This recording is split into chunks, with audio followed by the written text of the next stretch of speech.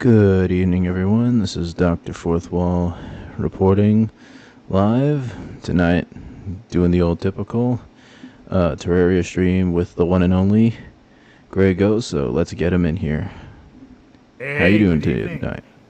I'm doing well enough. Been starting to get a head start on some of the September waifus. We can have a little bit of variety for that month. Based on that. Okay, let's check my OBS, make sure all my audio is coming through. Perfect.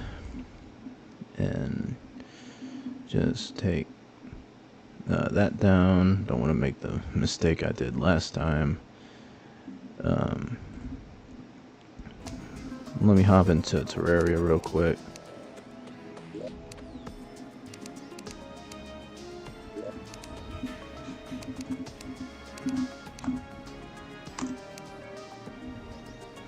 And then I just gotta invite you in, and hopefully it'll work.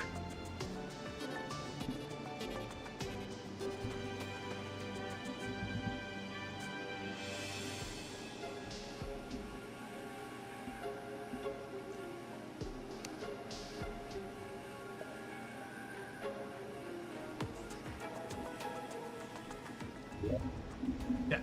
You can also try to join your game from this side. Okay.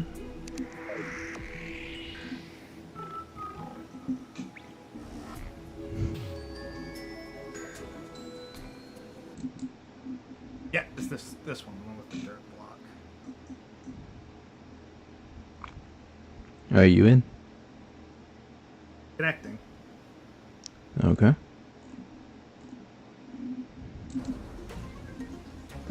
Oh, it's raining right now.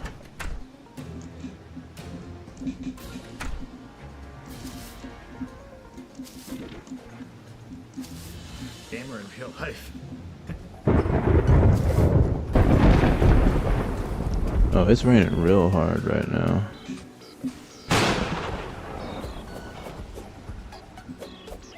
That like hurricane shit.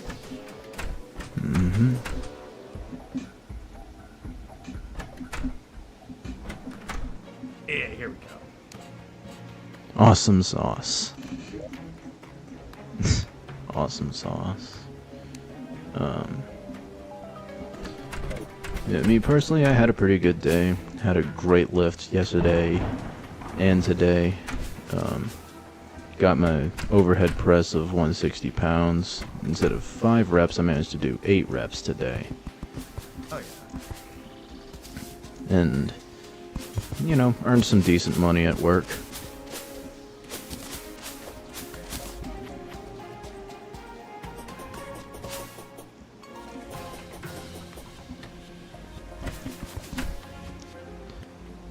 So, last time we were in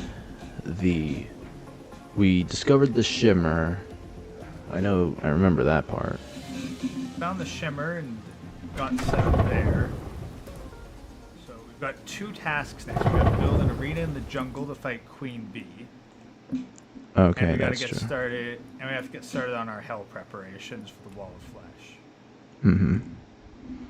Here, there we go. Max. Also, search for some Frostspark boots. And it might not hurt to start doing angler quests. Yeah. Despite that he's like the biggest asshole of all time, we gotta do what's necessary. Well, that's the thing, like fishing gets pretty overpowered, but we really need it here. So, if you want, I can head over to the jungle, get started on the Queen Bee arena if you want to start angler quests. Okay. We do have, we have the angler. He's out on the ocean, right? No, he's right here. Oh. Oh, damn. Wait, did we even find the Queen Bee hive? There's multiples of them. I'll just search the map real quick. We're bound to have something. Okay. We got a massive world, so they generate all over the place. I see. Search for some hive blocks. Oh yeah, I see a spot. One.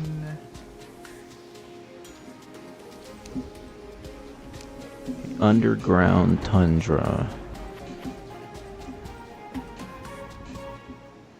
Okay. Underground tundra is useful if we want to get frostspark boots. Not super essential for we'll need them to get Terraspark boots. Oh, I don't even have a fishing pole yet. I need to craft one.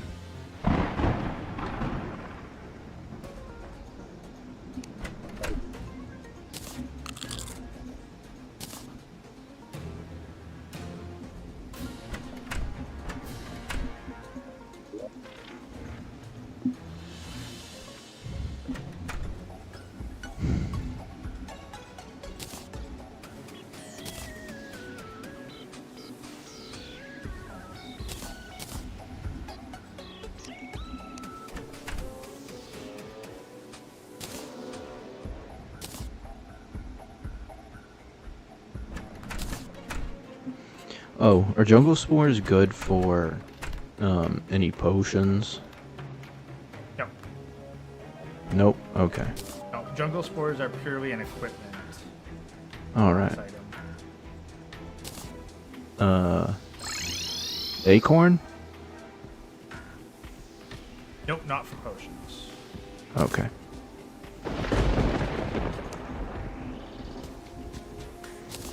Acorns I usually just keep on my person, honestly. Okay.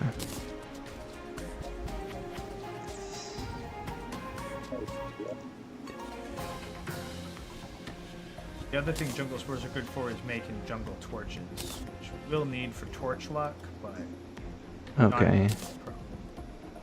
not I'll just stick that in here then. Is my audio coming through okay?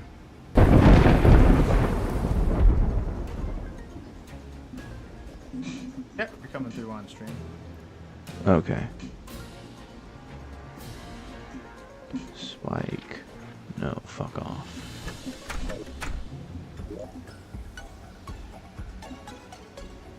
Oh. Yeah. Okay, I got a worm.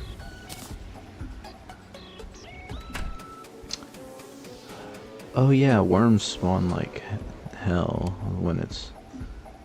Raining, yeah. So yeah, if you got any worms, then, you know, try and catch them. That's where actually the zoologist is really good with the guide to career companionship. Keeps you from accidentally killing. Jungle's a really good spot to harvest bait. Mm. Oh yeah, and then there's like the grubs and all that shit.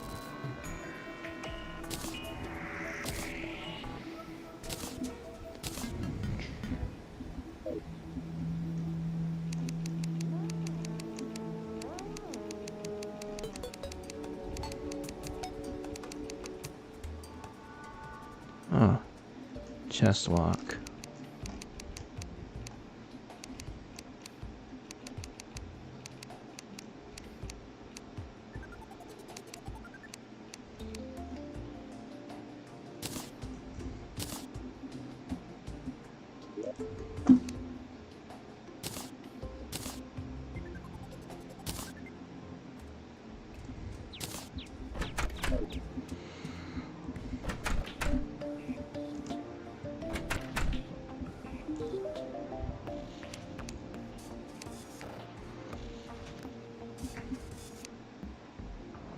Oh, now he's telling me to catch some in the Sky Lakes, so I'm gonna go to the Flying Island.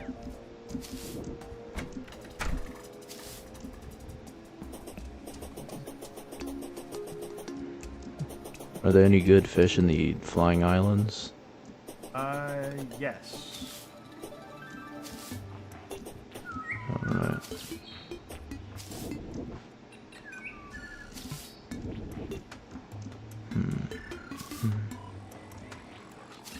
Basic fish are good for food.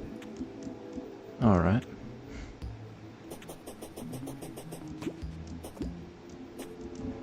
Oh.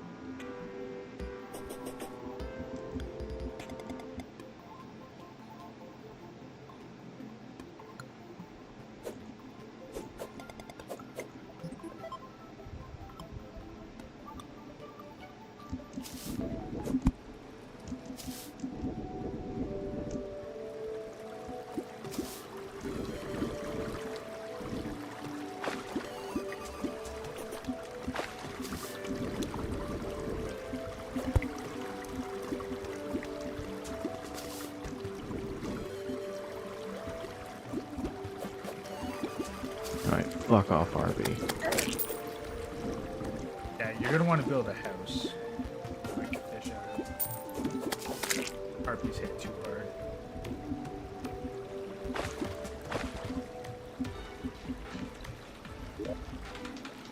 I'll build me a little hut.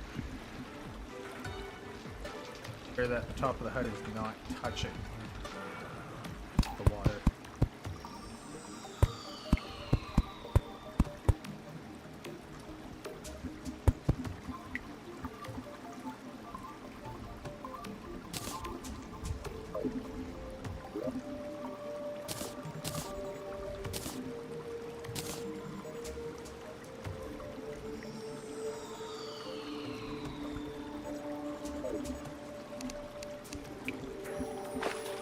Okay.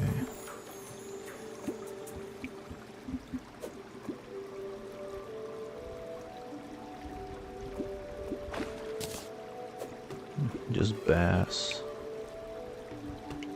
That'll take a couple tries. Yeah, yeah. Angelfish, second try.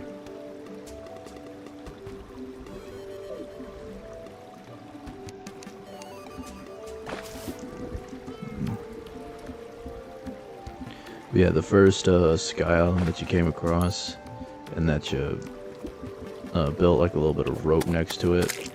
It was like just a cloud lake or whatnot.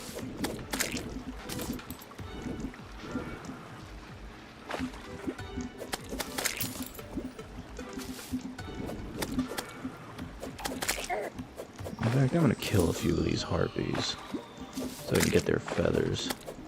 Feathers are a good potion.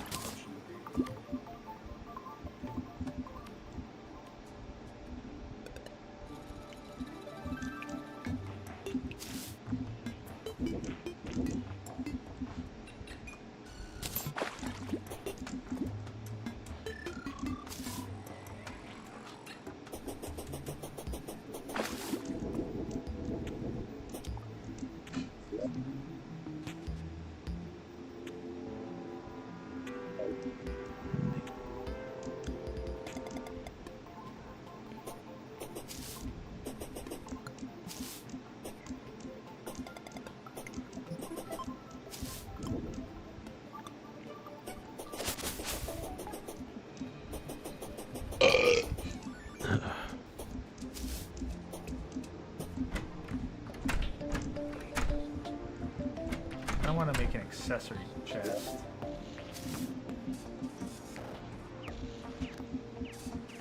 Yeah, here we are, gold chests.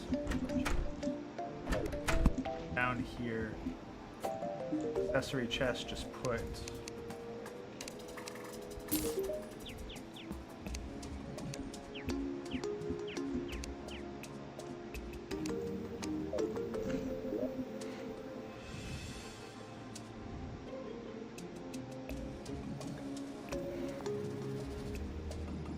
He gave me 4 sonar potion, and what else did he give me? 1 piece of apprentice bait. nothing particularly useful. We're really after, like, it's more so you just have to complete a bunch of this stuff. Oh, right, right. That's one thing I've been doing a lot in, like, my original playthrough. I don't know if you watch those, but it's basically me with the Reaper costume.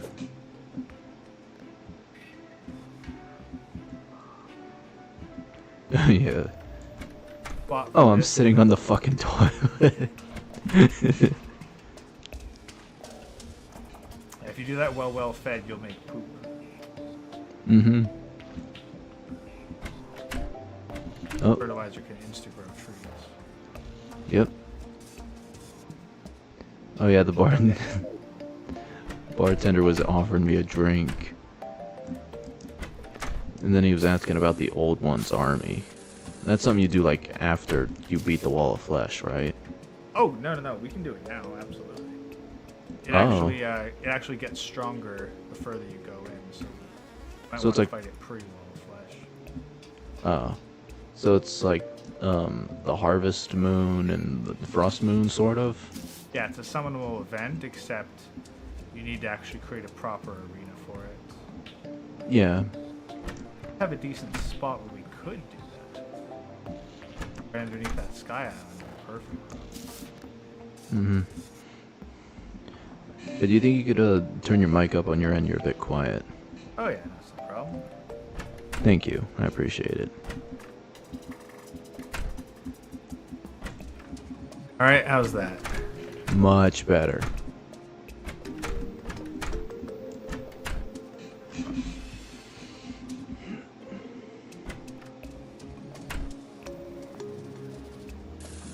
Alright, back to the underground.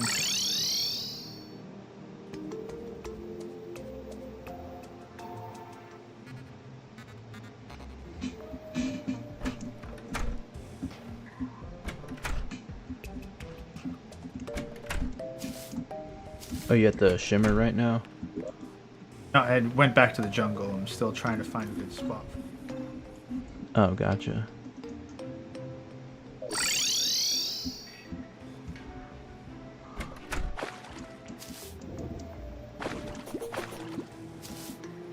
Placing a bunch of the non-jungle torches down here with proper jungle torches. I gotcha. Up. Oh, I also got some more jungle torches, too. Any non-jungle torches down here, just replace them. Alright.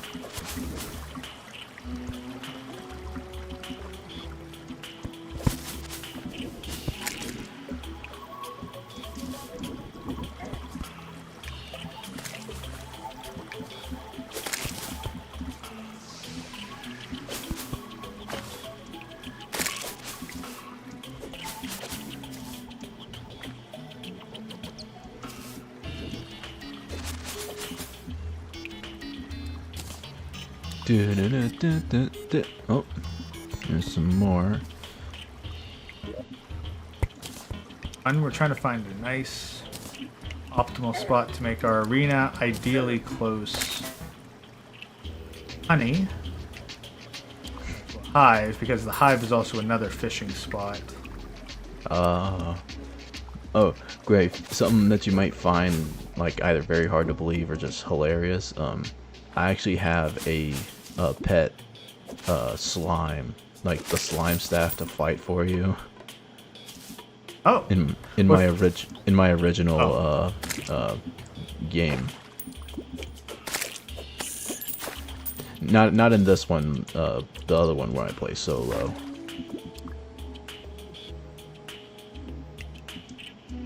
one playthrough I actually managed to get enough of the NPCs killed that I spawned in one of those Agatha flowers at a gravestone.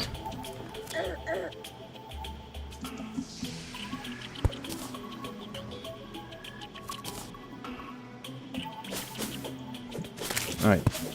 Buzz off, motherfucker. You're annoying me. Is that a heart statue? Oh no, that's a beehive. Alright. You go away.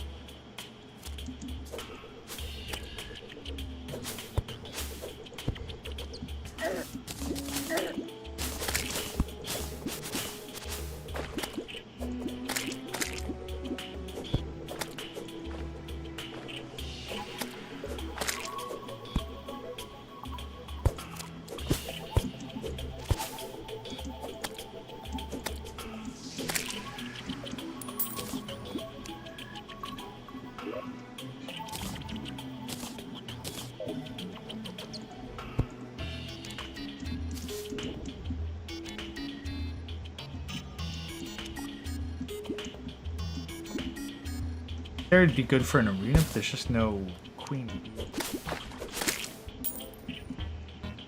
I also really want to find just exploring like the areas around here, and there's some good spot. There's like this one spot that'd be really good, wide open area. But unless there's a hive nearby, we can't really use it for an arena proper. Trying to navigate through the jungle while queen bee's chasing you down, just not a fun experience. Right.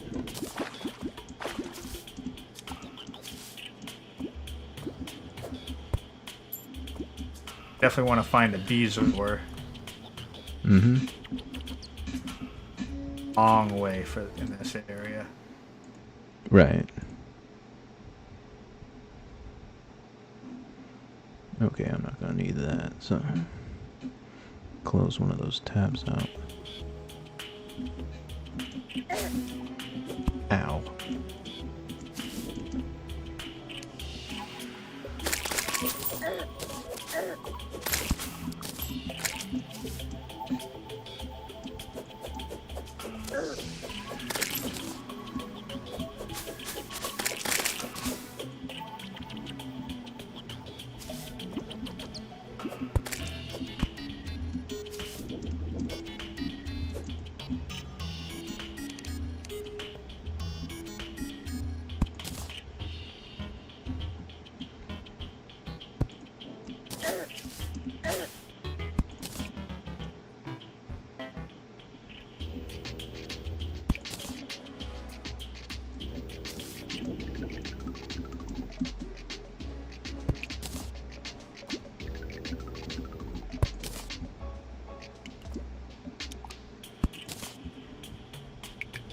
Traveling merchant for good shit.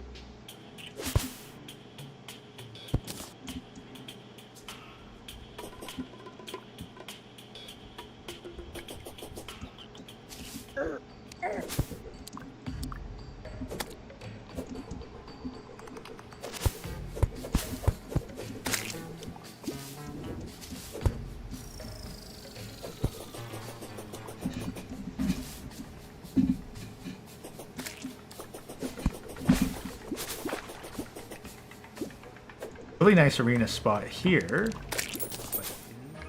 Hive nearby. Uh-oh.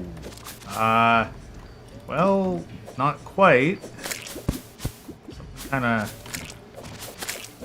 found the jungle temple. Oh, the golem. Yeah. Yeah, I found the temple. So I was like, okay, well, not quite what I was after, but... Oh, what's this?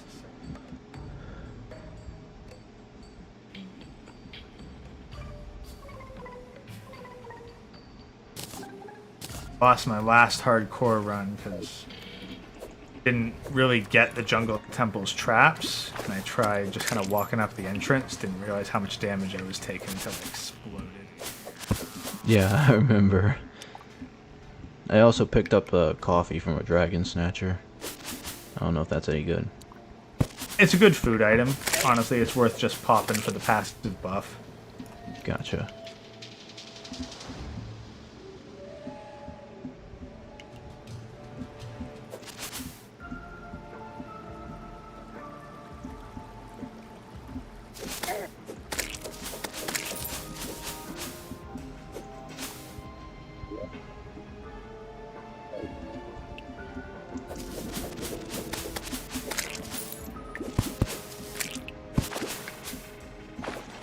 man-eater banners down.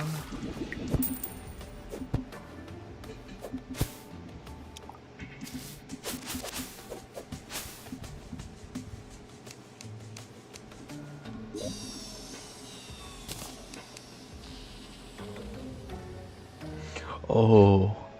Oh, these are... Oh, that was a dead man's chest trap. Oh, I dismantled that one. Yeah. I'm picking up these dart traps, though. Oh, I disabled that one. Like, the spikes and shit shouldn't drop. Nothing, no explosives should go off.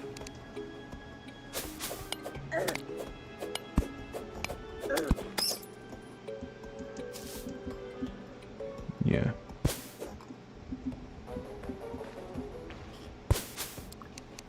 Oh yeah, this thing would have killed the hell out of you. Oh, yeah. Found, like, the underside of the jungle temple. Mm-hmm. The music for that place is also creepy as fuck. Like, more than the fucking underworld. It's like, that's like second after the Crimson theme. Me personally. Honestly, don't know if I've heard it long enough to actually think about it. Because I never actually made it to the jungle temple in a proper playthrough. I actually just started a medium core character in Fresh World. So, you know what, let's actually train up a bit, but let's also keep some stakes so I'm not careless with my life. They really ought to train. Really ought to train against hardcore enemies before I hardcore character them. Hmm. I see.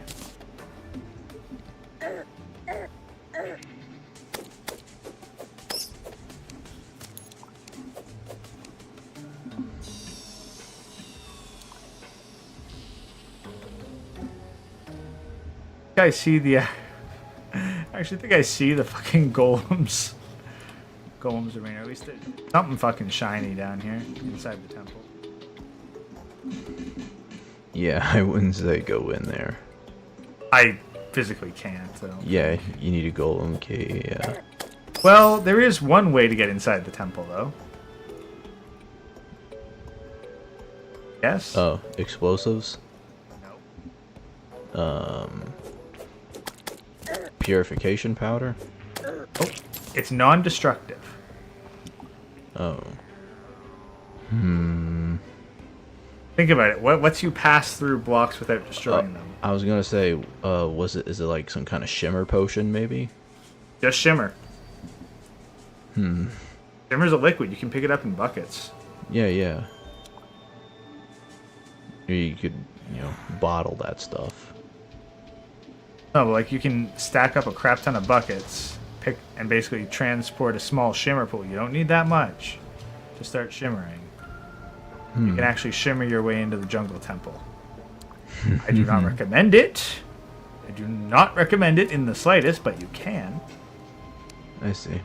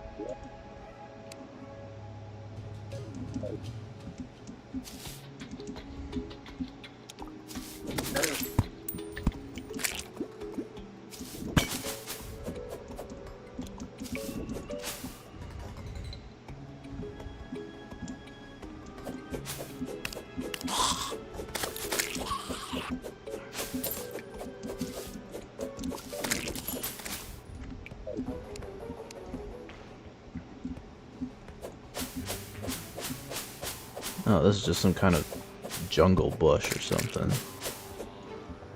No, that's actually the upper part of a living tree. Oh. I guess they got those in the jungles too. But yeah, no, at the bottom of each of those is a treasure chest. Oh. I see. That hollow section down there, yeah, there's one treasure chest in each one.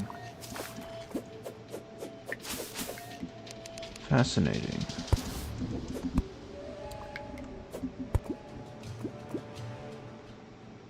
Ancient cobalt breastplate. Yeah, that's basically the same as jungle armor with a different skin. You don't need to craft it; it just drops. Yeah. I saw it. I'd actually On be the interested floor. in it because I just like it. Alright. Just wear it as a vanity item.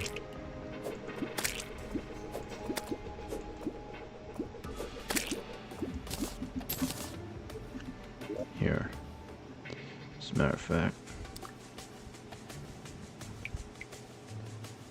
Thinking that we've got to head to the west side of the jungle because the east side's got the temple. We're not going to be able to do much with that one. A lot of empty space over on the west side. Okay.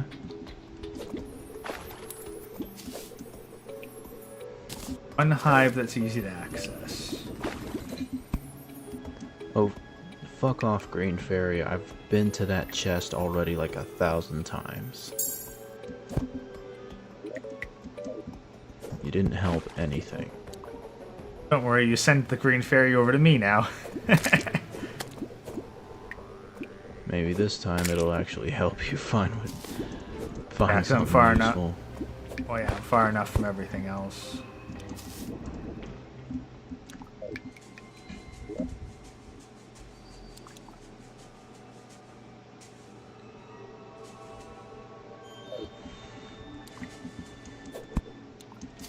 Yeah, I'm probably gonna go west as well.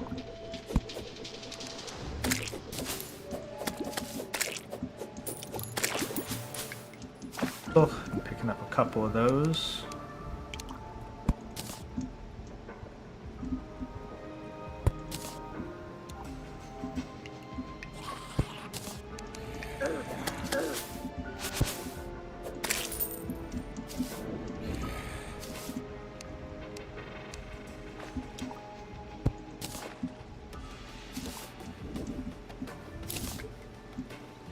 Okay, yep, we found got a good spot here.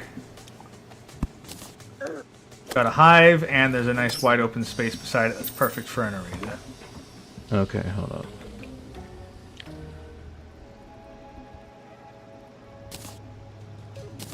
I'm just gonna make my way over to you, so.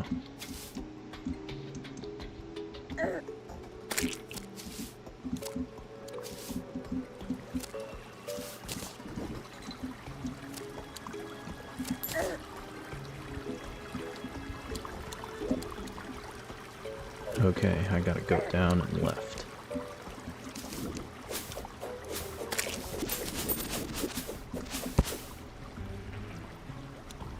Nice hornet banner.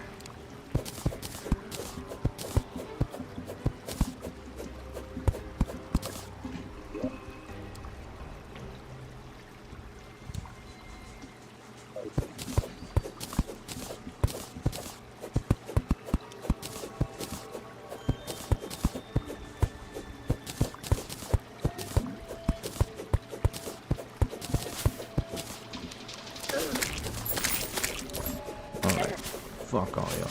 Move.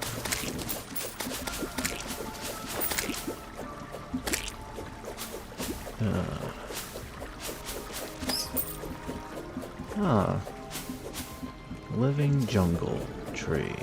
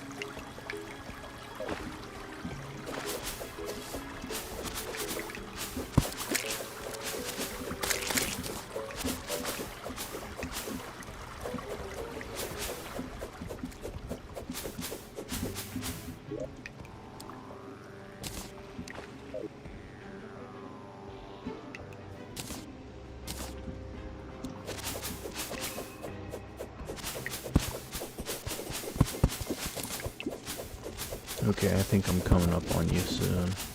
Yeah, and I can hear you. You hear me slashing through the jungle thicketry. There you are.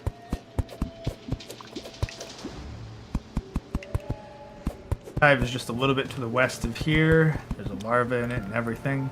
So what we got to do is make a nice arena setup here. Javelin gladiator leggings. Yeah, I just dumped a bunch of extra shit in the box. I see. I was wondering if they would come out with something like throwable spears or something like that for Terraria, and I guess my theory was proved right. Okay. So the hive is this. Oh, yep, it's this way.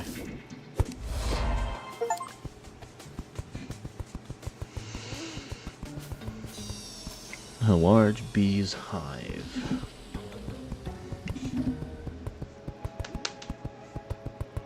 Touch that thing, Queen Bee's gonna be on our asses. I mean, it's not that much harder than Eye of Cthulhu, is it? Or like Skeletron? Well, definitely not harder than Skeletron, no. But again, like I'm accustomed to like master mode shenanigans, so I go overpowered for everything. I'd like to have an arena, some fireplaces. Yeah, I gotcha.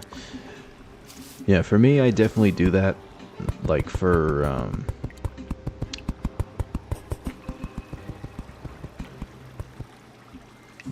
like I definitely used to do that when I would get to hard mode, but not really pre-hard mode. Admittedly, what we have here is probably fine. Yeah. Drop down jungle campfire stuff. I don't like that we don't have any Beezors, but we gotta work. What's a Beezor again? Beezor is a drop from hornets that makes you immune to poison. Oh yeah, I remember. All right. Got potions. I think. Oh, here's the cobalt armor as well. Do you have any iron on you? Iron bars? No. Well, all right. Screw it. Summon Queen Bee. We can probably take her. Okay, I'm gonna drink this coffee since. Take the coffee. God, no. I got a magic power potion. I think that'll probably be enough. Mm-hmm.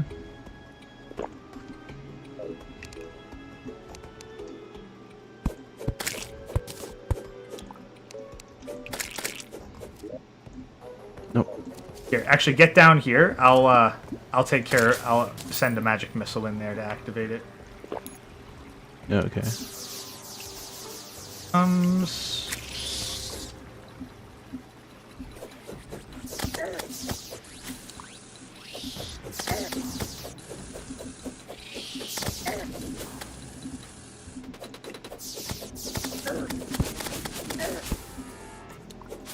Stay down low so that she doesn't go too high away from us.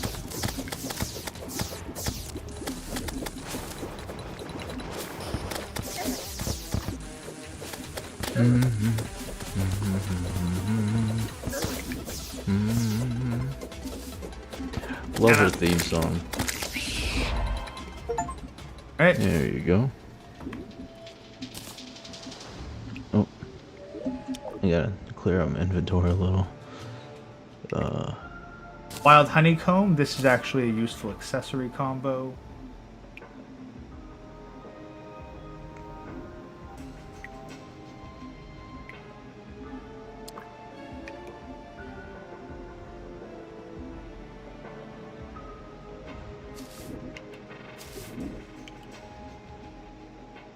Hive wand to make hives.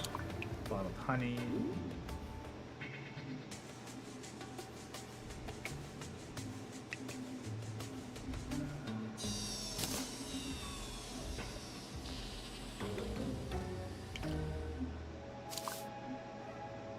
Okay, we're good. Okay. All right, let's warp back. All right.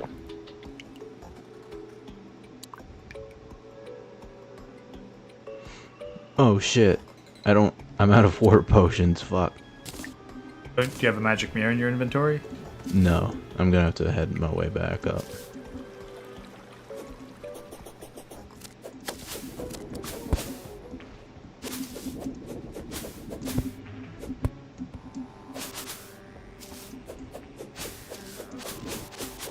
Hold on a second. Maybe.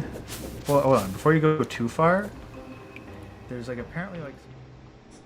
Wait, what? You kind of faded out. There's like a wormhole potion. So let's see. If I select this and then click on you.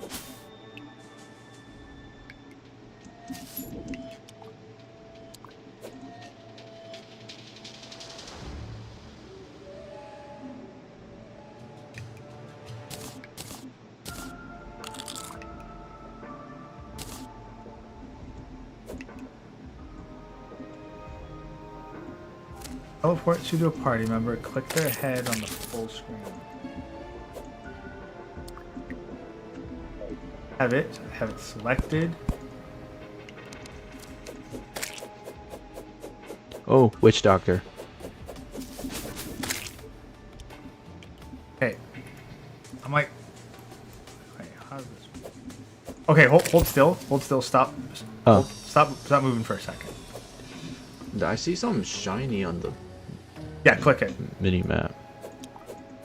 What's the thing? Like, I'm trying to like set up a wormhole potion to you, wormhole portal to you. It's like Yeah, right on your face. Can you click on that? Yeah, hold on.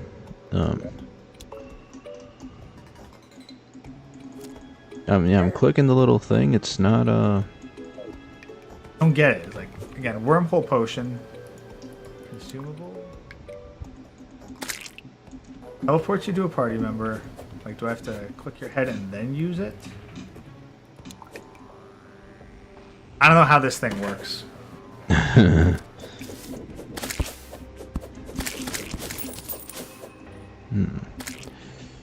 gonna Google it real quick. And I'm searching it up right now.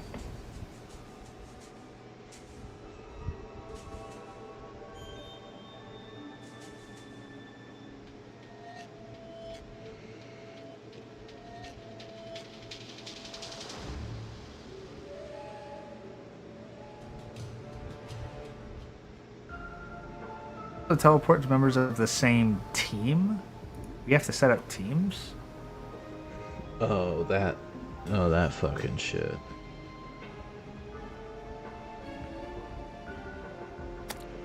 If not possible, it is not possible to use wormhole potions if the player has the mini-map disabled.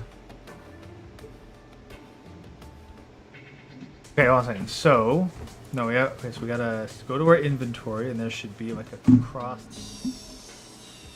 Oh, yeah, here we are. There we are. So, yeah, I guess we enable PvP.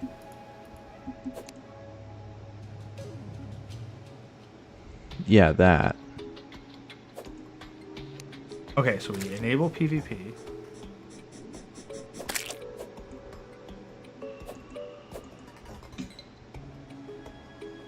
And then we put each other on like same team. Like there's red team, blue team, green team. Yeah, red team, I guess.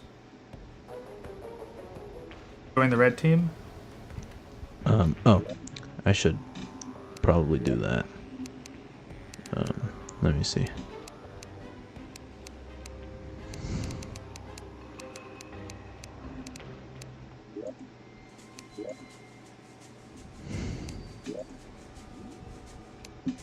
No. No, you go to your inventory. Oh. Inventory, yeah? Trying to see. It's taking a second for the video to catch up. Yeah, so, okay, you see the swords? On the right side, where your item slots and your armor are? Right-hand side of the screen. Oh, this? Yeah, like the sword, the two swords there. Yeah, Click, yeah. click them once so that they're crossed, Okay. and click the red icon. There you go. Now, magic mirror for you. Oh, perfect, perfect.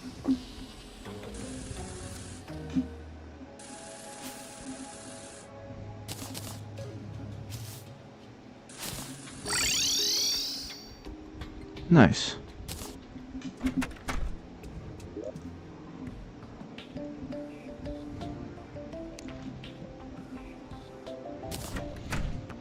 Yeah, I definitely need to clear out my items. Just hit the quick stack to nearby chests. That'll clear out all the stuff that's like already put somewhere. Okay. Oh, that's cool. I remember seeing it, like on screen. Like I'd see the little items fly from you across the screen, and I was like, "How the fuck does he do that?" Or is it just like, did he stop time and then I like was just frozen in time and you did all that shit? Not quick stack to nearby chests. Gotcha. Well, that's a very useful click that I will definitely use in the future. Thanks, Ghost.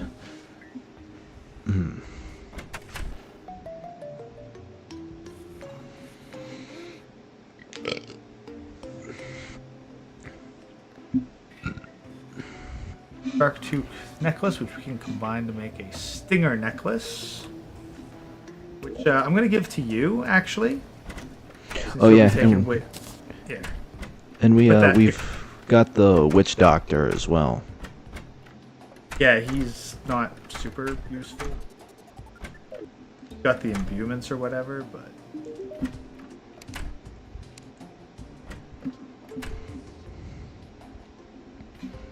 I gotta get me a bug net. Arcane stinger necklace. Okay.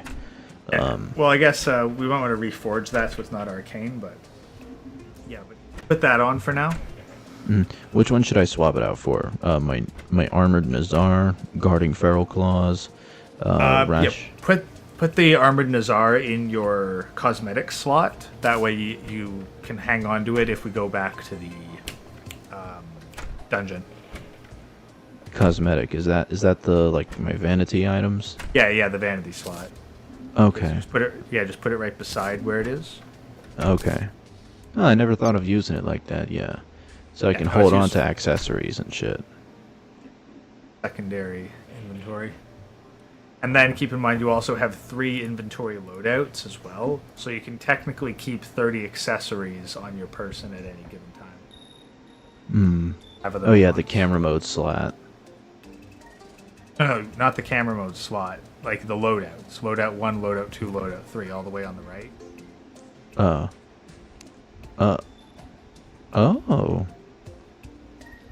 Oh, damn. Yeah, you can quick select those with F1, F2, and F3. Huh. I usually have F1 be my combat one, F2 be my mining loadout, and then F3 be my fishing loadout. Ah.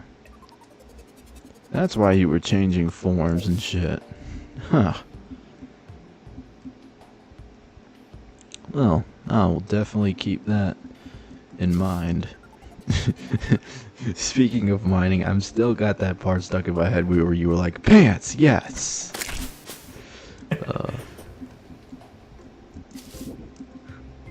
Yeah, speaking of, what happened to the mining pants? Because I don't see them on me.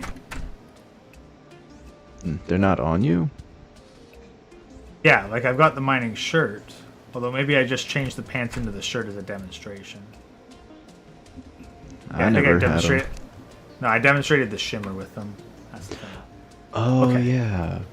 Yeah, because it transforms minings into pants and vice versa. Nah, that's true. Is beeswax good for anything?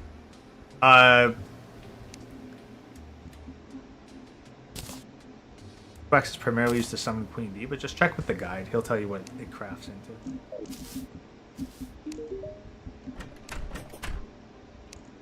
Oh yeah, in the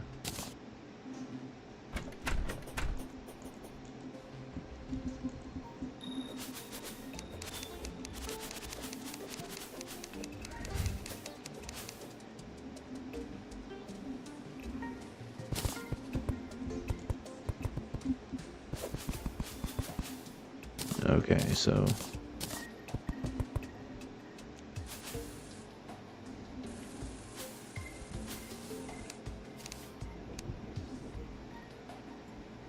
beeswax.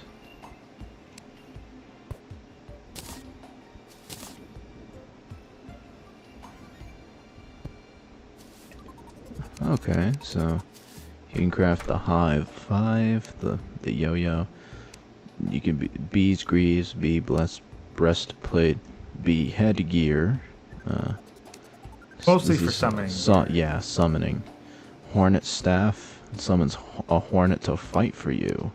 That wouldn't be a bad idea, actually, especially since with the bewitching table, we can have 2 summons at once. Yeah, yeah. Oh damn, I can even because I've already got the nectar to summon the pet baby hornet, which is just I think it's cool. I'm gonna do that. I'm gonna craft me a hornet staff.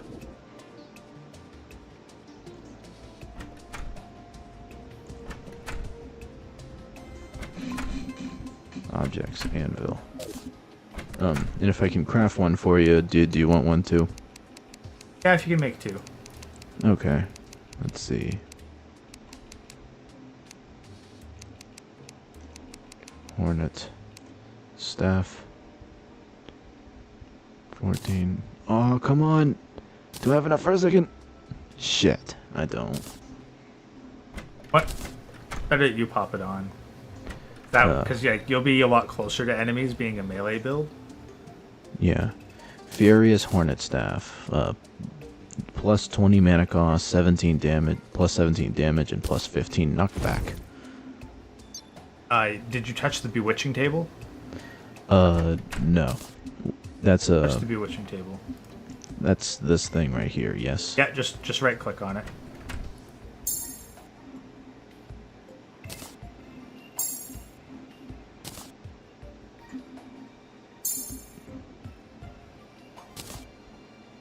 I right clicked it.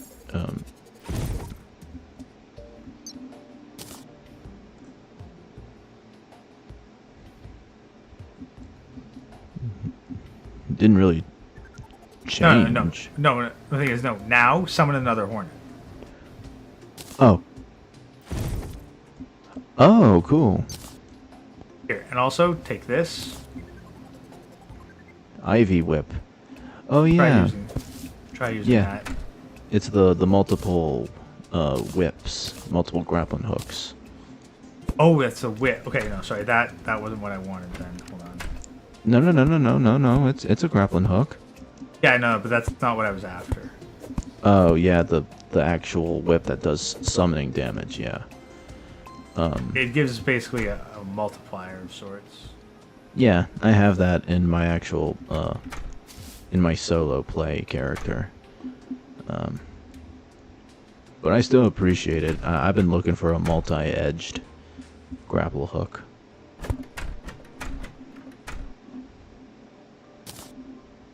Got all this.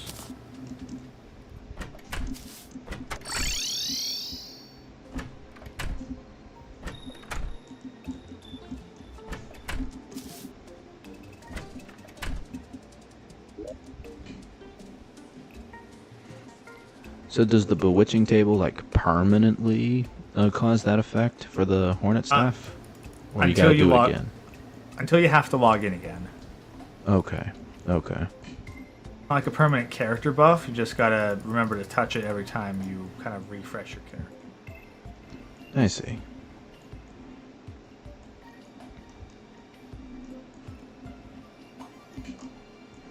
Well, if you want to get working on the elevator, I'm gonna do a little bit of renovating. Renovating on what? I want to expand our potion room a little bit. Oh, okay. Where would be a good spot for me to go do the elevator? Oh, we've already got it started. It's right here. Oh. Oh, just expand on that then. Okay. Grab a whole bunch of bombs. Go down to the bottom. Drop some bombs. Place some rope. Drop some bombs. Place some rope. Perfect. Okay. I've been waiting to use some of a little bit of dynamite and bombs, so.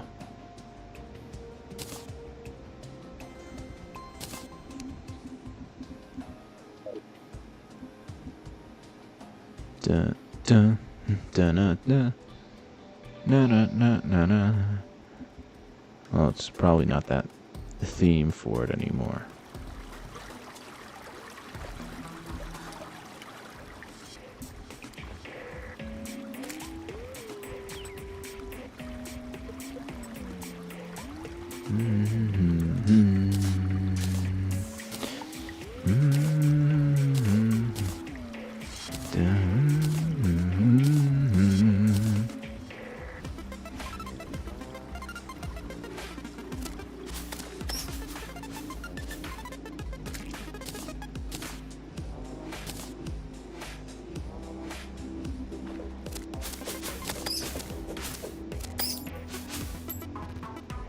Sweet. I've got my whole little hive of hornets.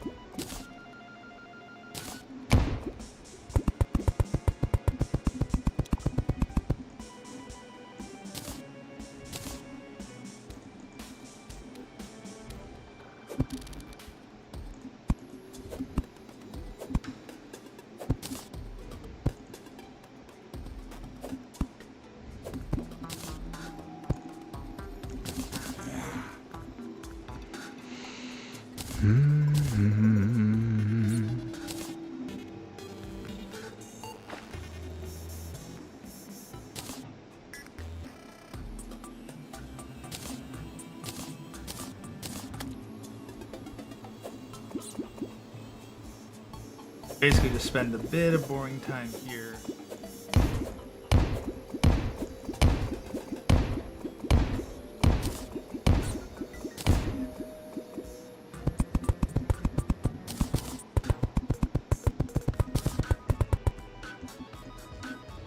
I want to be like hunting down at whatever NPCs are in the area. Okay.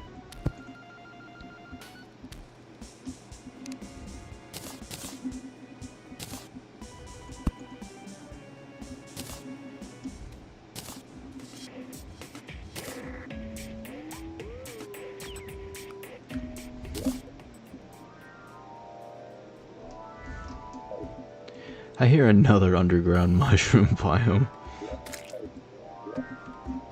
And this one's Big almost ass near world. hell. True. That'd actually be quite handy because if it's close to hell, then we can set up a pylon there, and then we have a quick teleport shortcut to hell as well.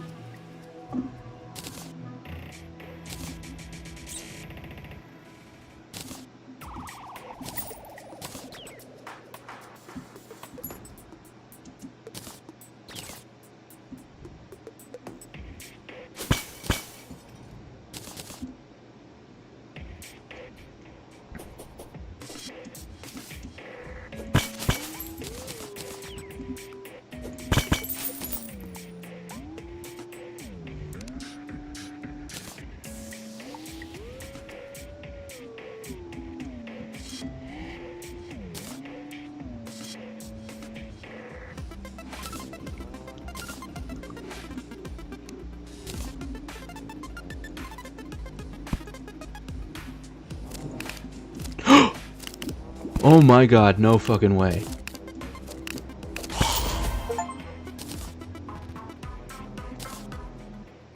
You're an Great. anime. I just killed Tim. Oh, nice. Tim the Enchanter. Yeah. Bro, it's been like fucking... Dude, it's been 10 fucking years since I've seen that motherfucker.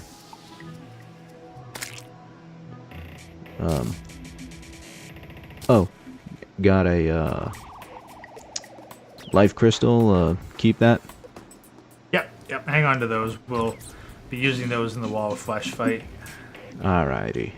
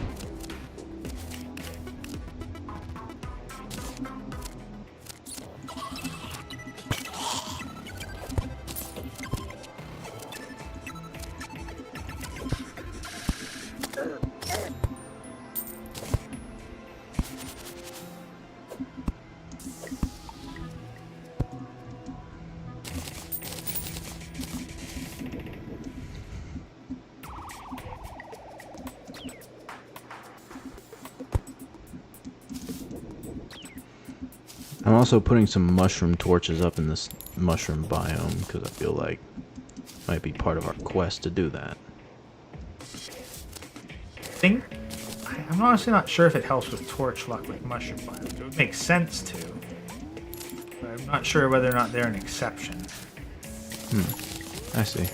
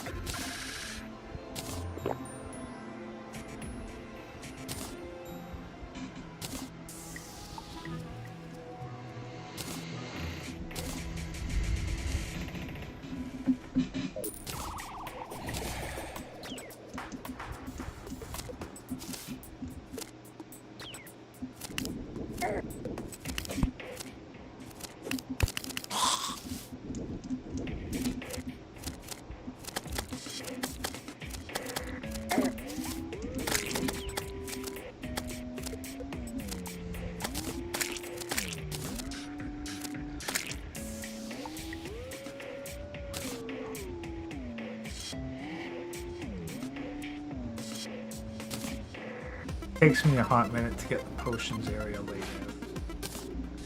Yeah, it's all good, man.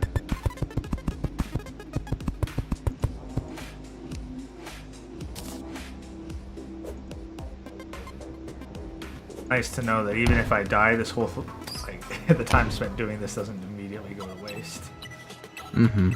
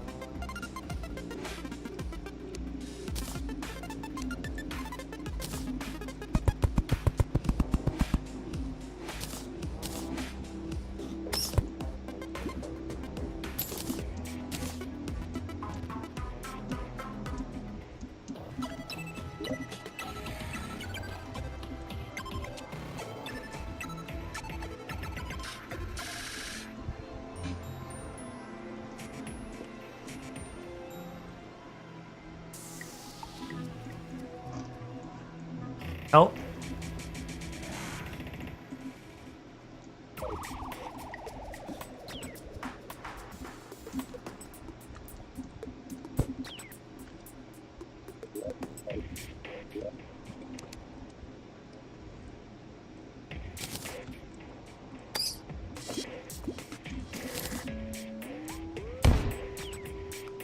Lava like that in the way, huh?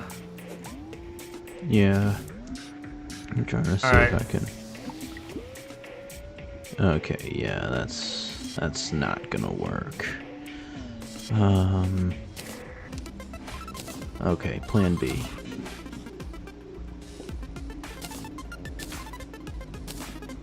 Hey, what are you doing in my inventory? Get the fuck out. Yeah, magic mirror makes this shit way easier. It's not really as good as an emergency response as the all potions, because there's a slight delay. But... Wait, it's not as good as an emergency response because of what? You faded out. Oh, well, the thing is, like recall potions are better for an emergency eject button because they activate instantaneously. Magic mirrors take a second. Now that you think of, now that I think about it, that is actually pretty true. Okay. I guess I'm just gonna have to mine my way through. And actually, I'm gonna put some stone here, because the last thing you want to do is fall headfirst into that fucking lava pit.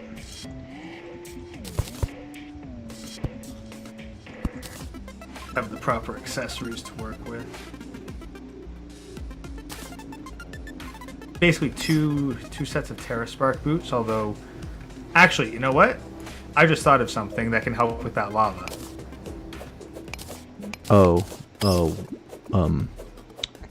Water to make obsidian? Yeah, I'm just gonna dump a crap ton of water from all the various side pools up here. Okay.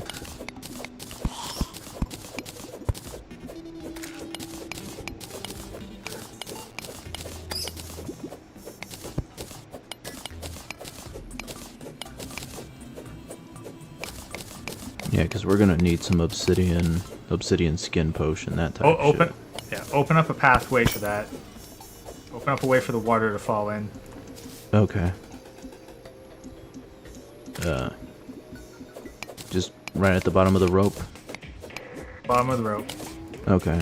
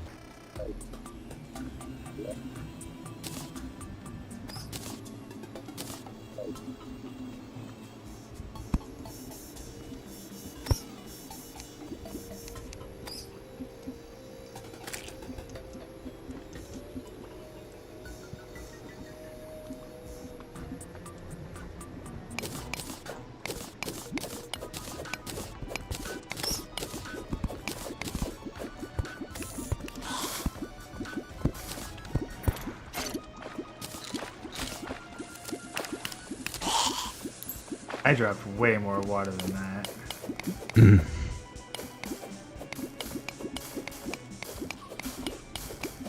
Yeah, should I let a little bit of this lava out of this pocket right here to mix with this water, or no? No. Because Okay. what we're going to do is we're going to use the obsidian here. Elevator straight down. Oh. That's good thinking. Alright, we're going to need a bit more water, though. Okay.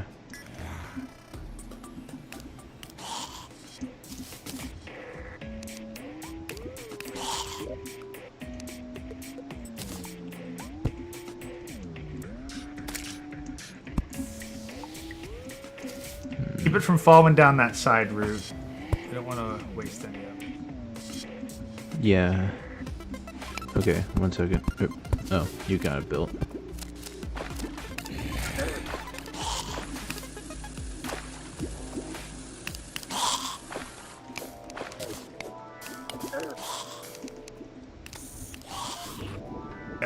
Get some more.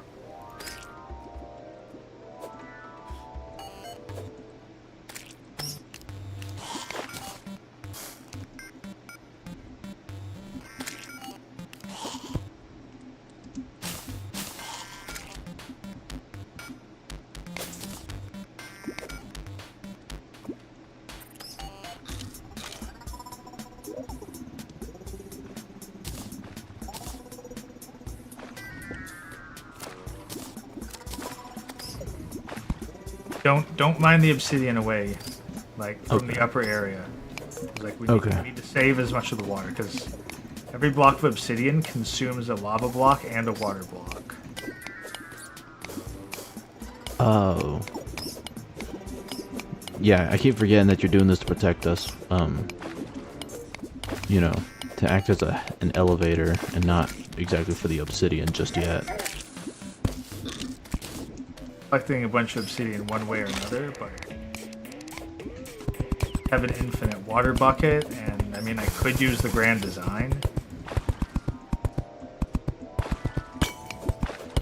Proper water pump, but Gotcha.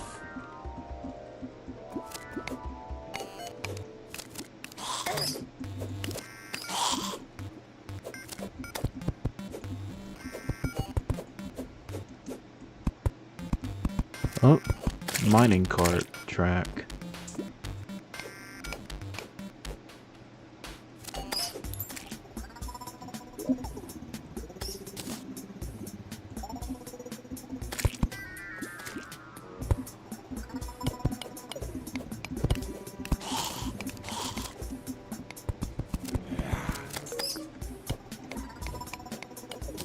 What is this?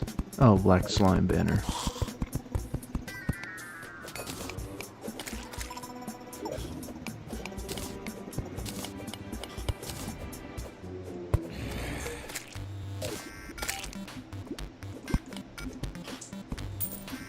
Are there any like hell or demonic torches to be set up in in the underworld, or like, or yep, no? yeah.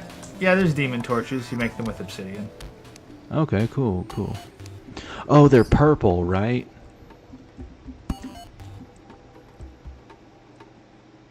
Aren't they purple? Yeah, they're purple. Okay, yeah. I think that was actually a thing in the old Terraria games, and just jogging my memory straight.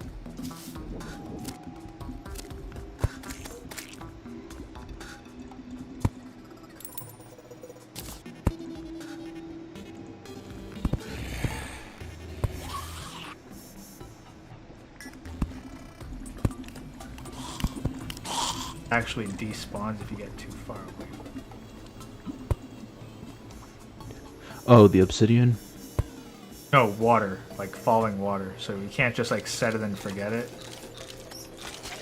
Gotcha.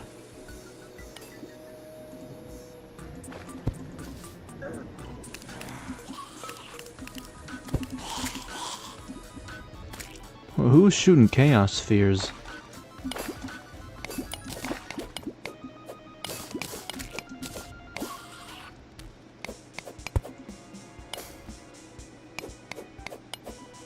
Alright.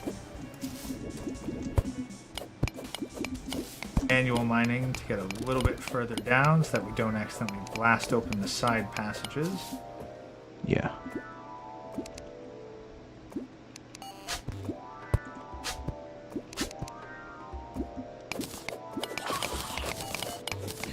Alright, should be good to just continue dropping bombs for a bit. Alright. Here, I'll take it away from here.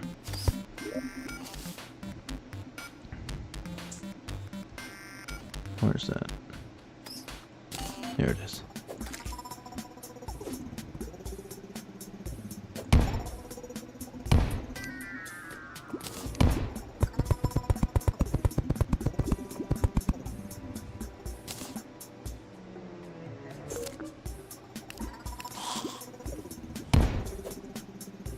Oh shit! Didn't mean to do that.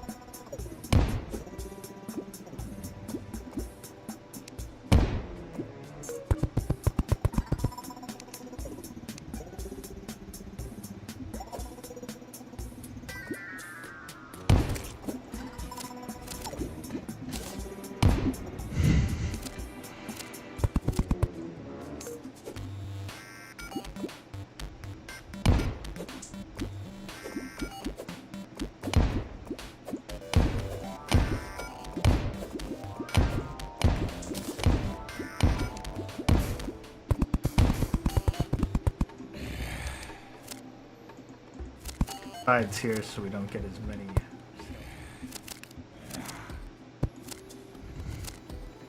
Oh shit.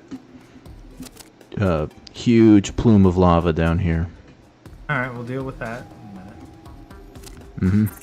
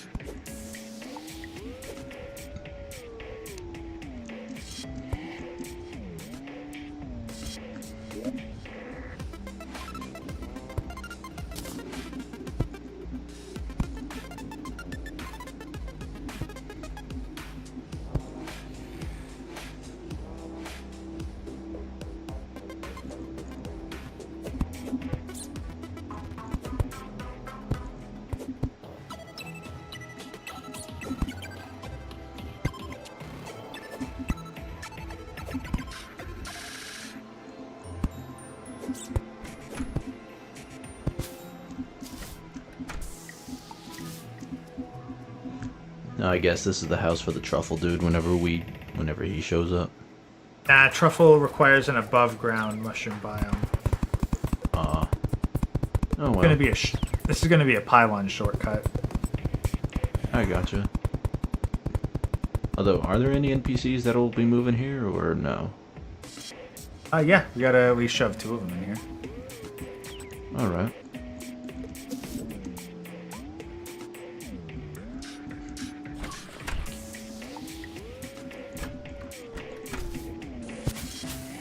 This, we'll get the gunslinger and the nurse in here.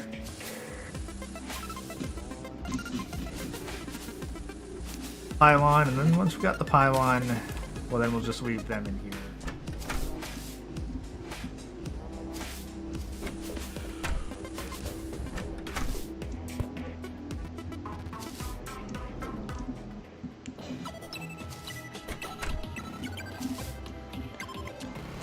I wish there was like a gunslinger or a cowboy hat in this game. I'd wear the shit out of that as a vanity item. Well, there is the Indiana Jones hat. Huh. Yeah, it drops from a special skeleton called Dr. Bones in the jungle. Oh, it's a special zombie, actually, so if you just go around the jungle at night, you'll find him pretty fast. Hmm.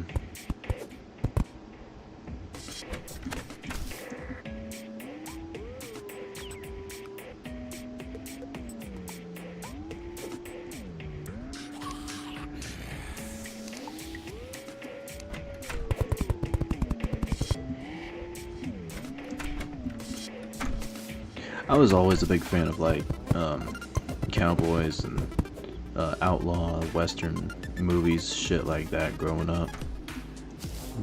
And kind of like how Hammerhand is, creating a comic or whatnot. Me and some friends from high school are actually creating a comic book ourselves. And basically the character that's kind of based off me, he's basically like an edgy cowboy assassin. Something like that.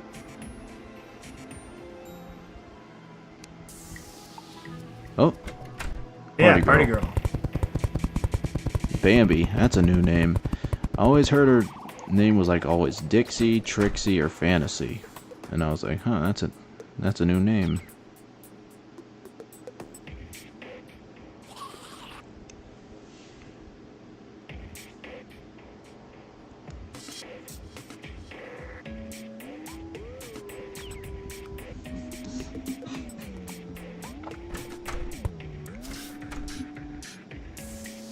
Yeah.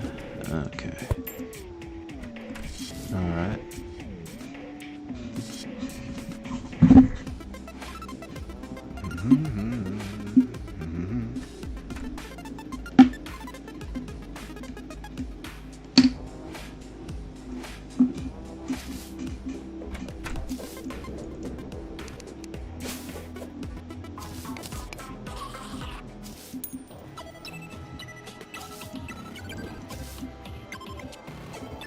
Find some water to chase down.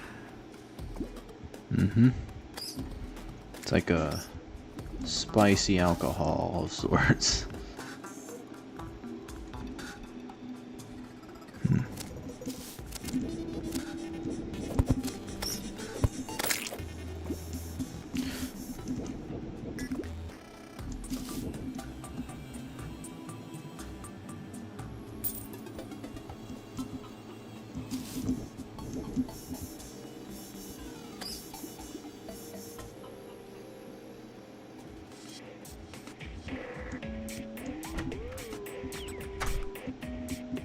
Is the party girl useful for anything? Yes. Like, aside... Well, she can provide bubble blocks, which are very underrated. When she eventually starts throwing a proper party, the cake is a very useful buff item, both for combat and for building.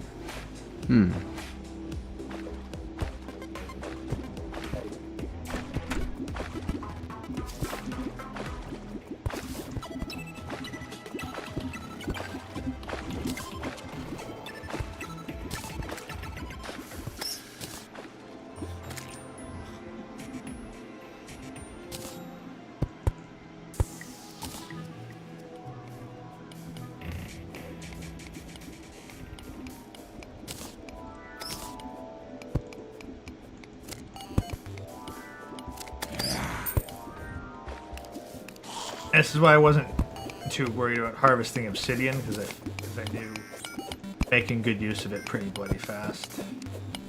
I'd just end up gathering a shit ton from all this. Yeah.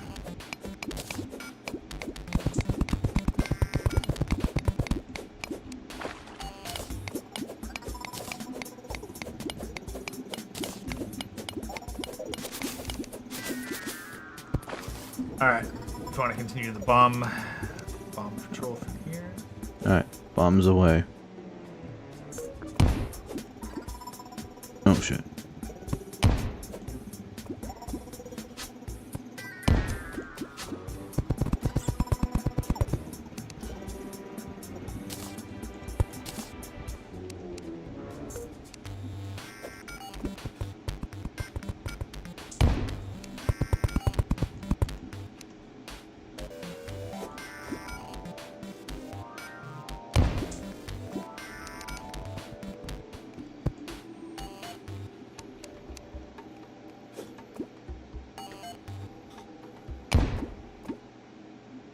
Ooh, we getting close.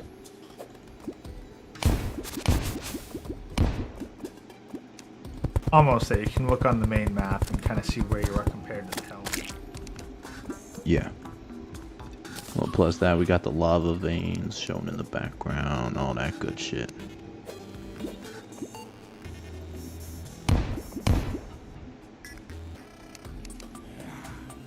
Fire Blossom Harvest.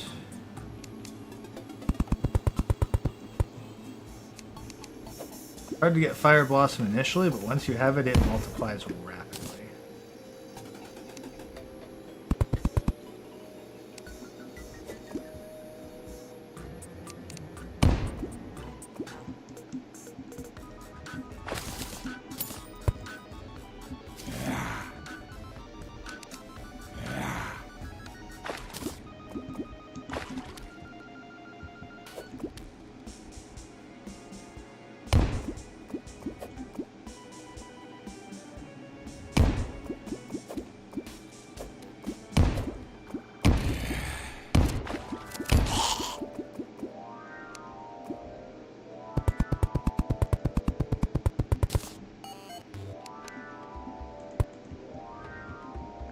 Oh, another mining cart track.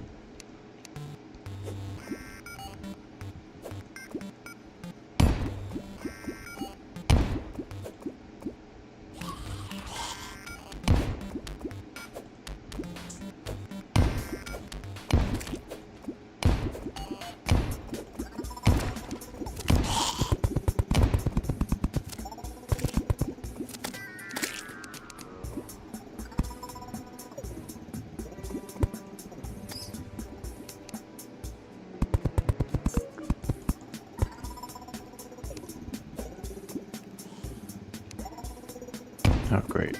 Hey, Fucking blood moon, too. that's fine. It actually is great because the blood moon automatically triggers a death weed to become harvestable. It counts as a full moon. Oh, cool.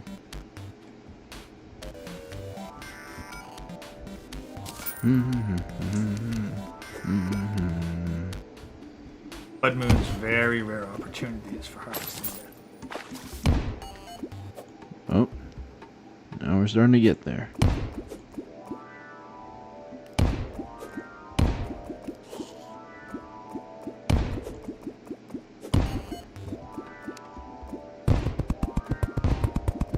Pylon because I moved the ones that were there.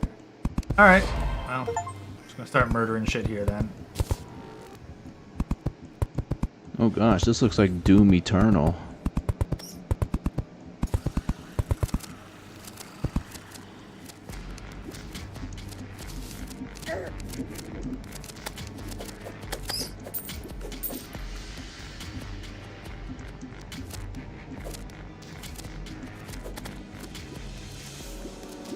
Lava fly. Yeah, there's a special lava-based bait you can capture. Gotcha. Oh.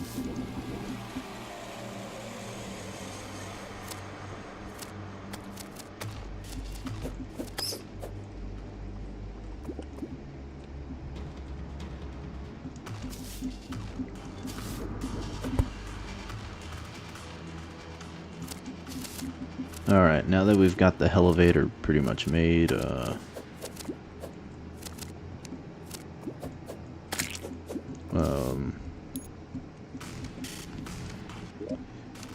what should we do now?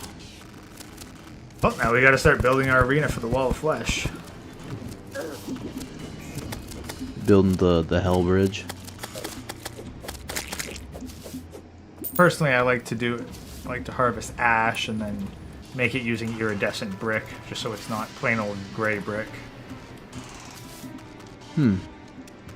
I see. And those stones, so pop up here and get some obsidian skin potions first. Alright, here, let me teleport back up.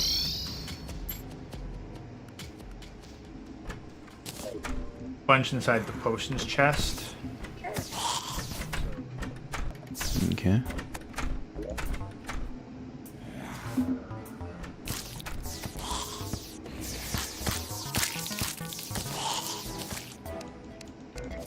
Yeah, I should just take 2 or 3 for myself. Yeah. Okay. Do you want the wizard hat that I got from Tim? Nah, doesn't. I mean, like, put it in a chest somewhere. Like, it does make a nice outfit accessory with the robe, but it's a very much glass cannon build for wizards. Jungle armor's Okay. far tankier. Gotcha.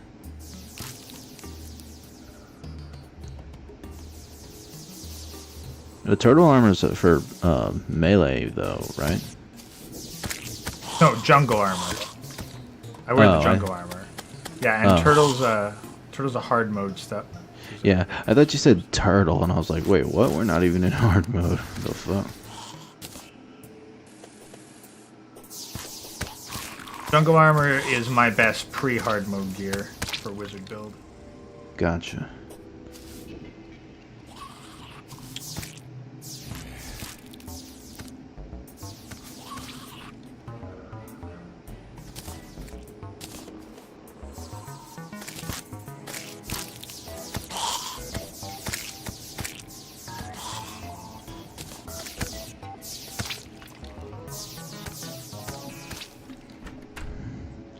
Luckily, I've saved up all those shadow keys.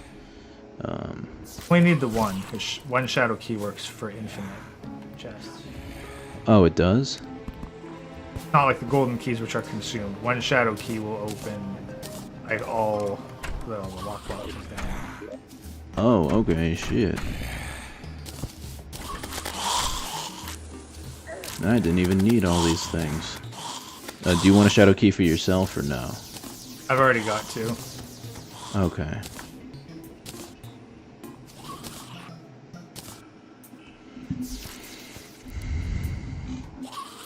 I'd honestly sell them if I wasn't paranoid about losing them permanently.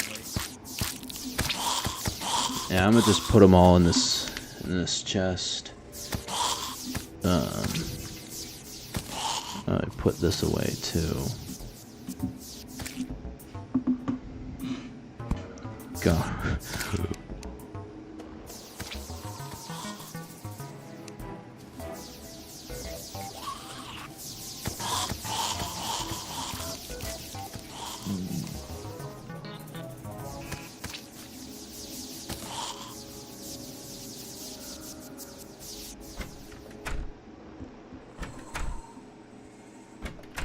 They hoping for a freaking money bank.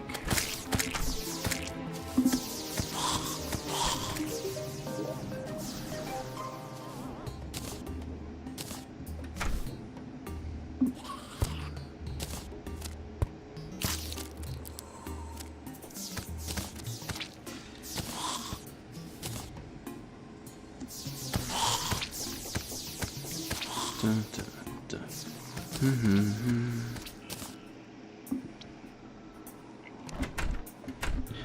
Yeah, we gotta organize our chests more. We should probably create a storage room and have like a chest for certain things. It's like maybe Yeah, ingot. I usually end up creating a nightmare of a chest system, and then by the time I actually get around to start organizing it, well, I usually I gotcha. Yeah, we'll do that. Oh, I picked up a bloody tear. I remember Bloody that tear. does something.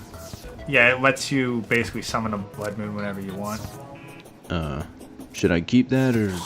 Oh yeah, All right. because like if we need to make an extra harvest of deathweed or something, then it's useful. Want to like fish for the Dread Nautilus boss? That's an option as well.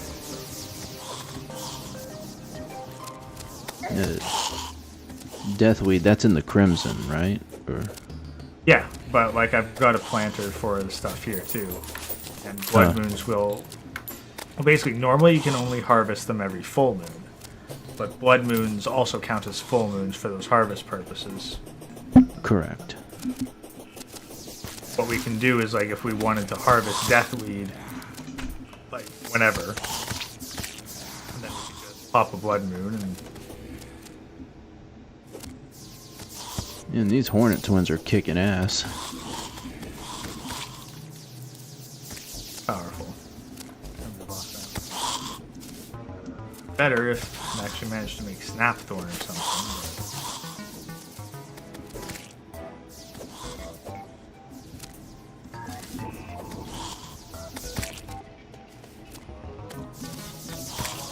Oh, and then there's the Eye of Cthulhu flying around in the background.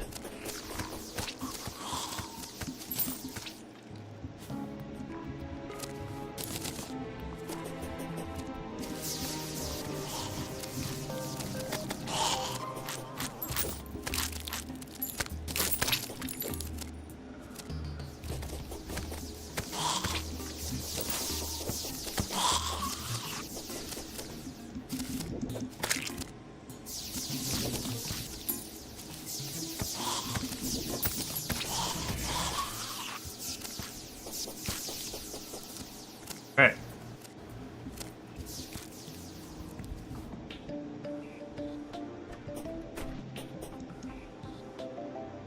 Oh.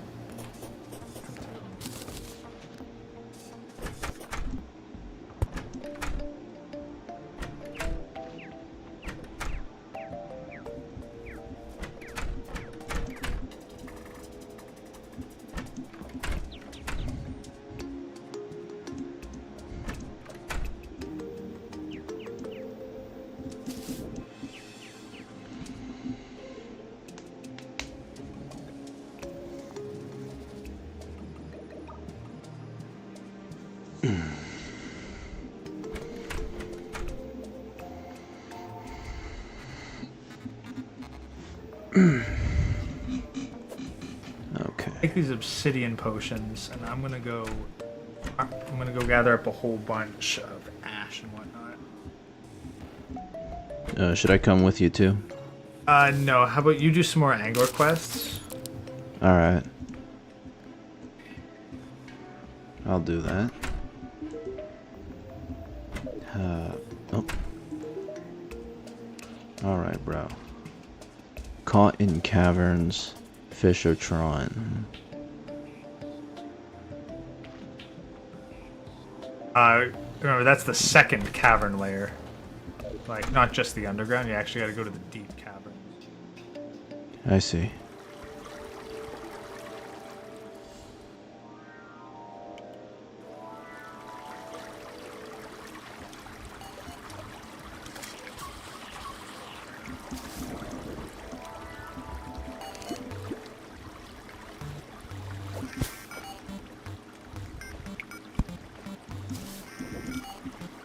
Let's see how this one does. You have a mushroom pylon down.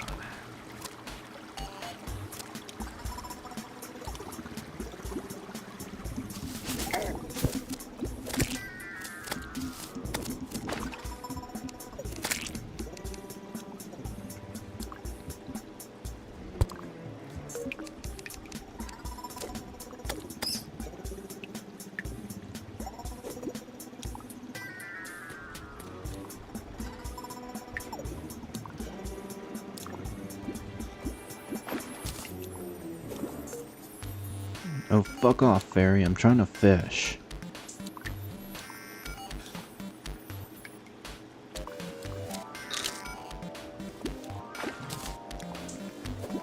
Joja Cola, no. Actually, a neat little Easter egg with that.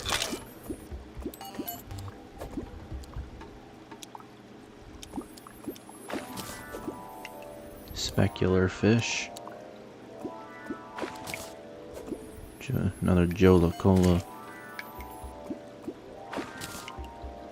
Put a Joja Cola in your hand and talk to the Dryad. You get a neat little Easter egg. Oh.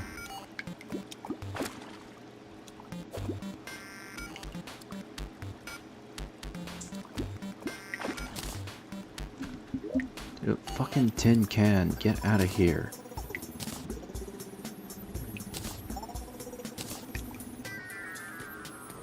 Actually, if you want a better fishing rod, talk to the mechanic. Oh, okay.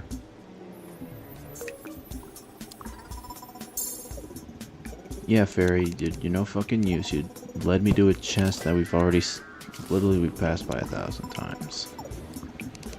Ugh. Part of the reason why I try to clear out chests whenever I find them.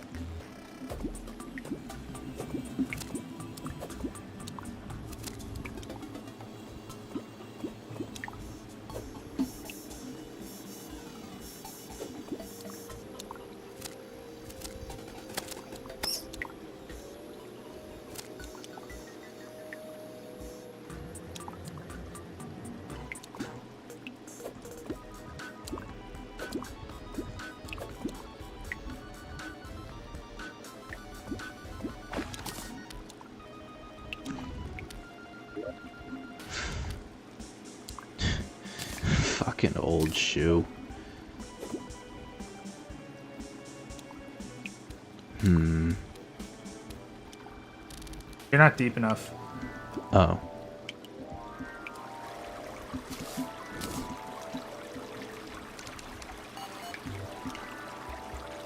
Yeah, the background's like that brown shit. Yeah, that's more like it. Yeah, that's the stuff. Okay. Now you're in the cavern layer, not just the underground. Yeah, so let me get past this mushroom biome and find some more water spots.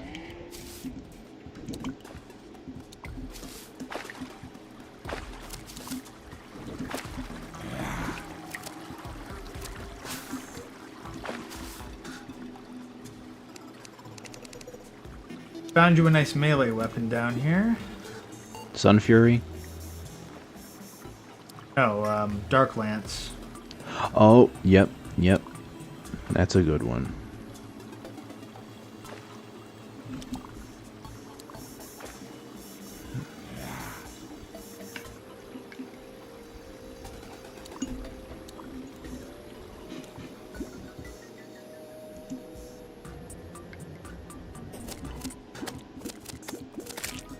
Okay, this might be a better spot to fish.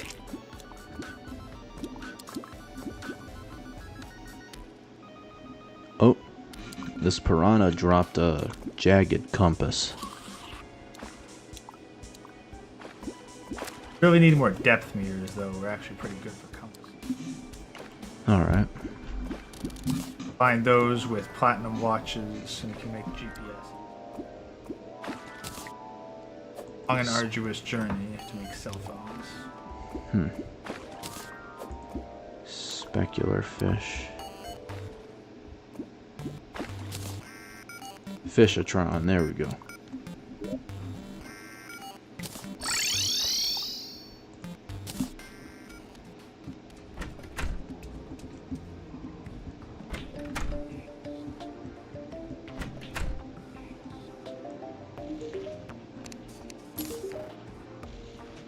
Fisherman's Pocket Guide, 1 gold, and apprentice bait. Pocket guide somewhere safe. We'll need that. Okay. I am going to put that the chest of the top floor, the gold chest.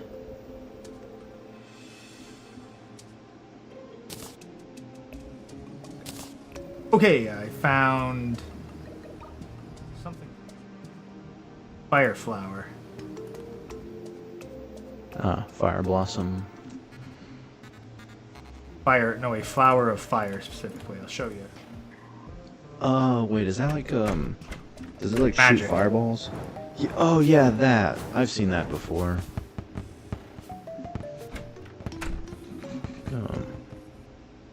Fisherman's Pocket Guide, yeah, I can go here.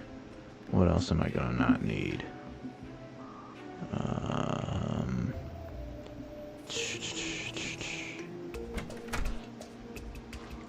Oh, you said Jola Cola. Bring that to the Dryad. Yeah, take it to the Dryad in the jungle.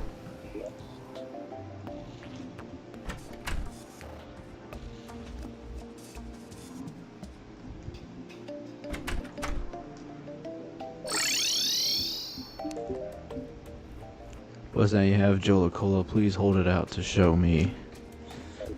Put it in your inventory and then select it.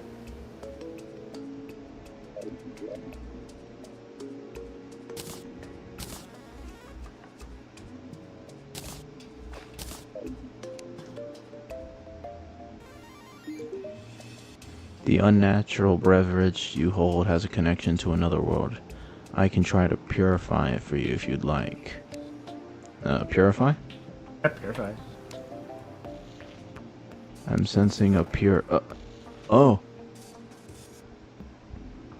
It wants to thank you for disposing. Star drop?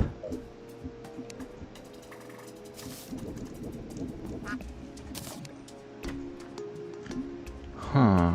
Let's check this out. Summons a Junimo, a mysterious fruit from another world. The flavor is like a dream. Should I do it a second time? It's a crossover with Stardew Valley. Oh. I've never heard of that franchise. It's Stardew Valley's a single indie game. Are you familiar with the Harvest Moon series? Harvest Moon, I think I've heard of it before. It's basically it's a farming game, but it also has some dungeon delving, and there's also like romance options. It's basically like you leave the city, go start a farm, and then time passes. You build a successful farm up. You go hunting in dungeons, fighting monsters, and you can also romance the local. I see. Very that's wholesome.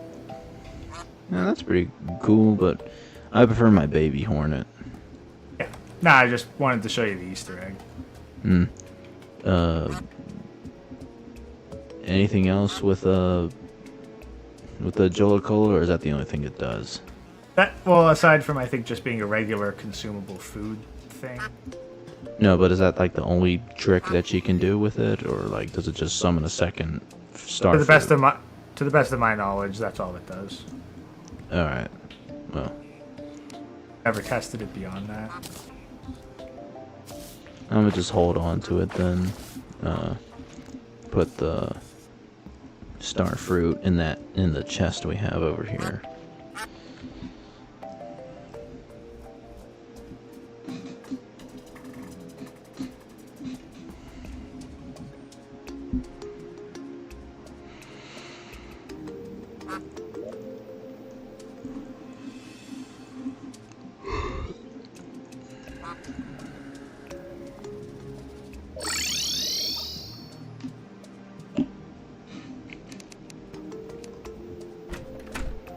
Oh, you got that dark lance? Yep. Right. Unpleasant dark lance. Let's see what this puppy can do. 6 damage, 15 knockback. That's not bad. Should I even keep the enchanted boomerang anymore? Keep it in a box because we can combine it with, I believe, the Ice-Orang and the Shroomerang to make the Trimerang. Okay. Now, I don't know whether or not that's particularly good, but I just like collecting weapons. I see. You could actually make like a... That's the thing. It's like, we can focus on the Wall of Flesh, or we can really remodel this base. Mm-hmm. Like, there's definitely some remodeling that I do want to do. Yeah.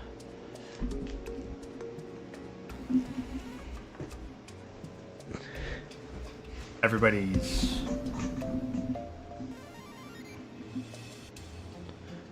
Underground warband castle or some shit. Yeah, like, this place needs work. Like, not gonna lie, this place needs a lot of work. Like, especially if we're gonna go take it to hard mode. Yeah. As a matter of fact, while you're doing this, I'm just gonna start building a huge ass storage room. If you look on stream right now, you see where I'm putting my cursor at? Or just give it a second.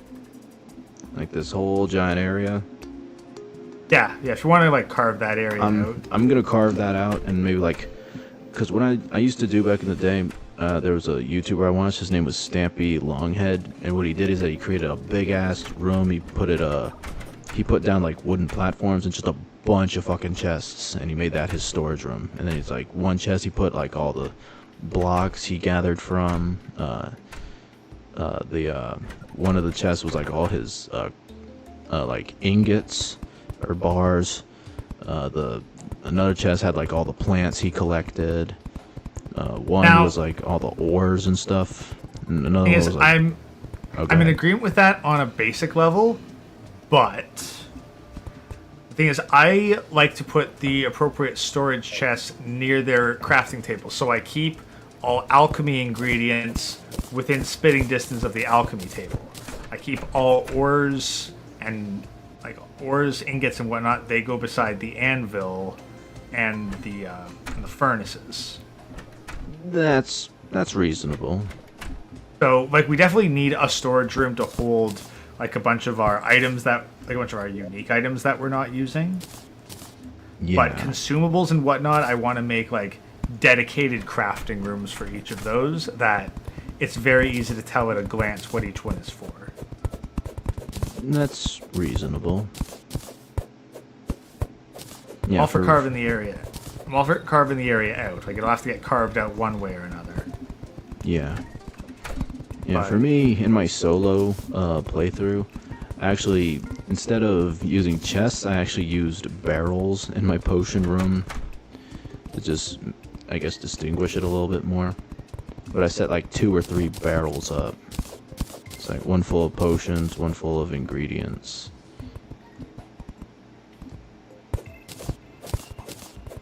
Had the chest full of potions, and then the barrels had the ingredients. There you go. Backdrops in this area here, so that harvesting area.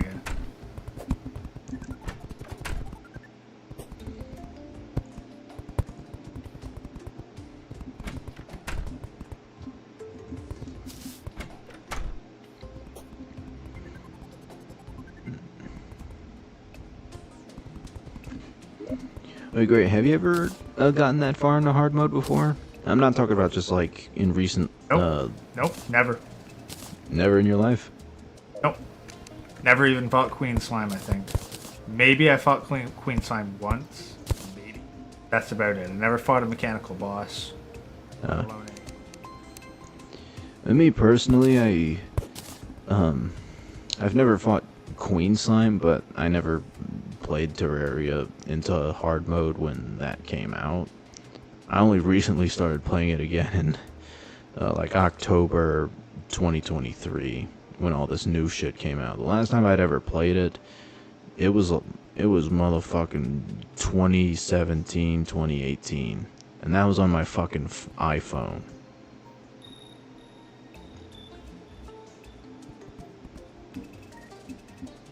Okay.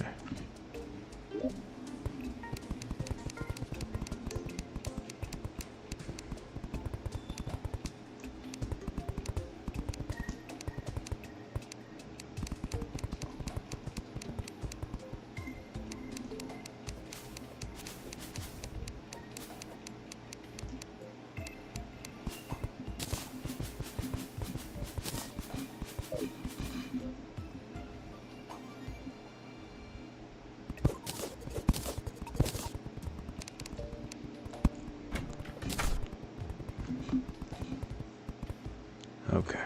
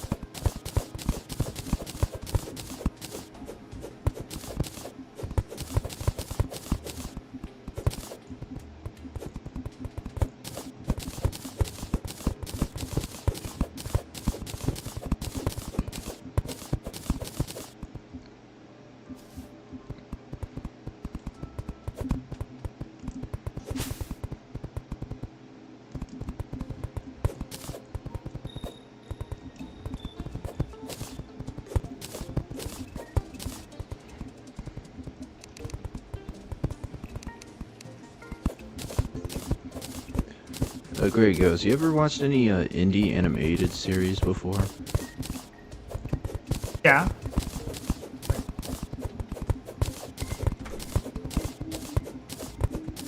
Guess, like, what qualifies as indie? Something like Murder Drones or Amazing Digital Circus. Yeah, I've seen... Well, I actually haven't watched a full episode of Digital Circus, but I've seen enough clips to basically piece the episodes together. I gotcha.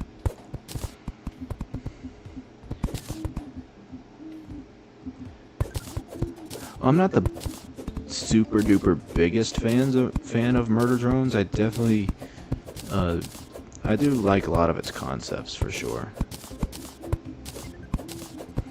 And back in the day, I used to watch Hell of a Boss, but it ended up kind of just being a fucking woke as fuck and like pro Rainbow Mafia. I'm like, Yeah, I think, although, yeah, it's accidentally based because basically it's like, huh, hell's full of gay people. Who'd have thought?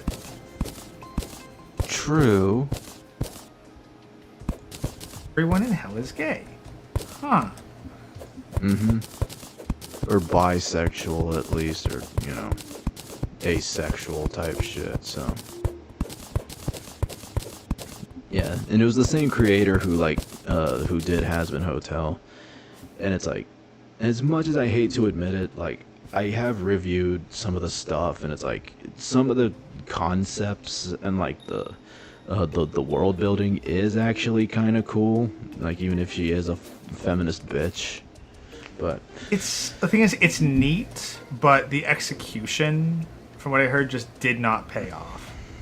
no, it did not. Because at the end of it all, like, again, I've heard this secondhand, but the finale, like, the hotel at the end of the day was utterly useless and meaningless. Yeah. Like, apparently, like angels can fucking redeem sinners and shit. Okay? Yeah. The whole, like, we're making a fucking building for shitty people so that they can learn to be less shitty people and redeem themselves. Like, you're supposed to have, like, some kind of fucking character arc and moment where somebody, presumably Spider Twink, like, actually... Spider Twink. I'm sorry. No, I do that and get a fucking laugh at it. Yeah. Oh my god. I don't know why that broke me so bad. That's so funny. Yeah, the dude's name is fucking Angel Dust, but yeah, Spider... I'm gonna call him that from now on. Thank you for giving me that. Yeah. That's the thing. So, no, like... That's the thing. Like, you... From the way that it's all set up, like, Spider Twink is the one that's supposed to have the fucking redemption character arc.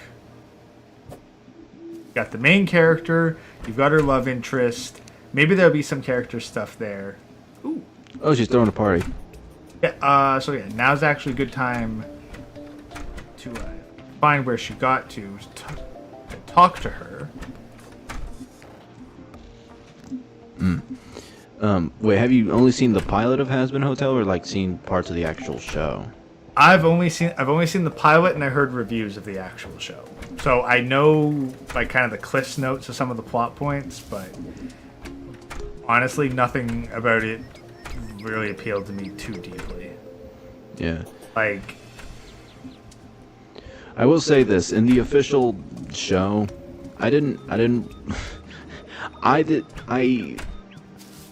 I've seen some of the full episodes, but it's like, I didn't fucking pay for it. It was mostly just back when I was hanging out with an ex-girlfriend of mine at the time, and I was trying to get some, you know, a little bit of a session with her, if you can pick up what I'm saying, but... yeah.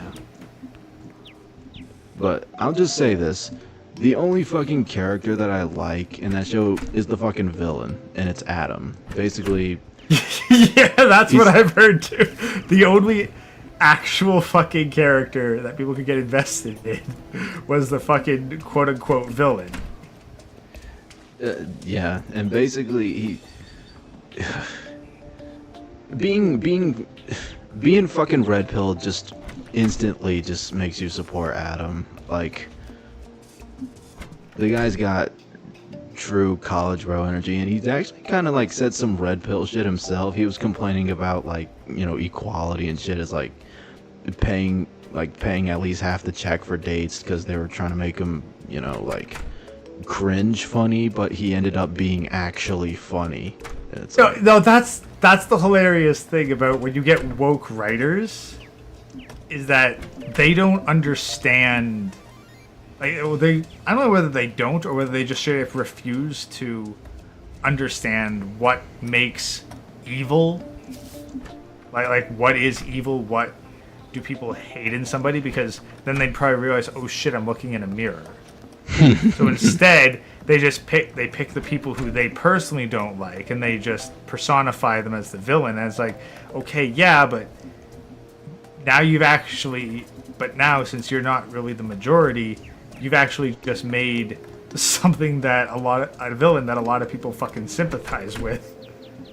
Kind of like how when Marvel was trying to, when Marvel was like continuing their path of going woke, they made the Red Skull give like fucking internet seminars like Jordan Peterson, and it's like, you didn't make Jordan Peterson look bad, you made the Red Skull look good.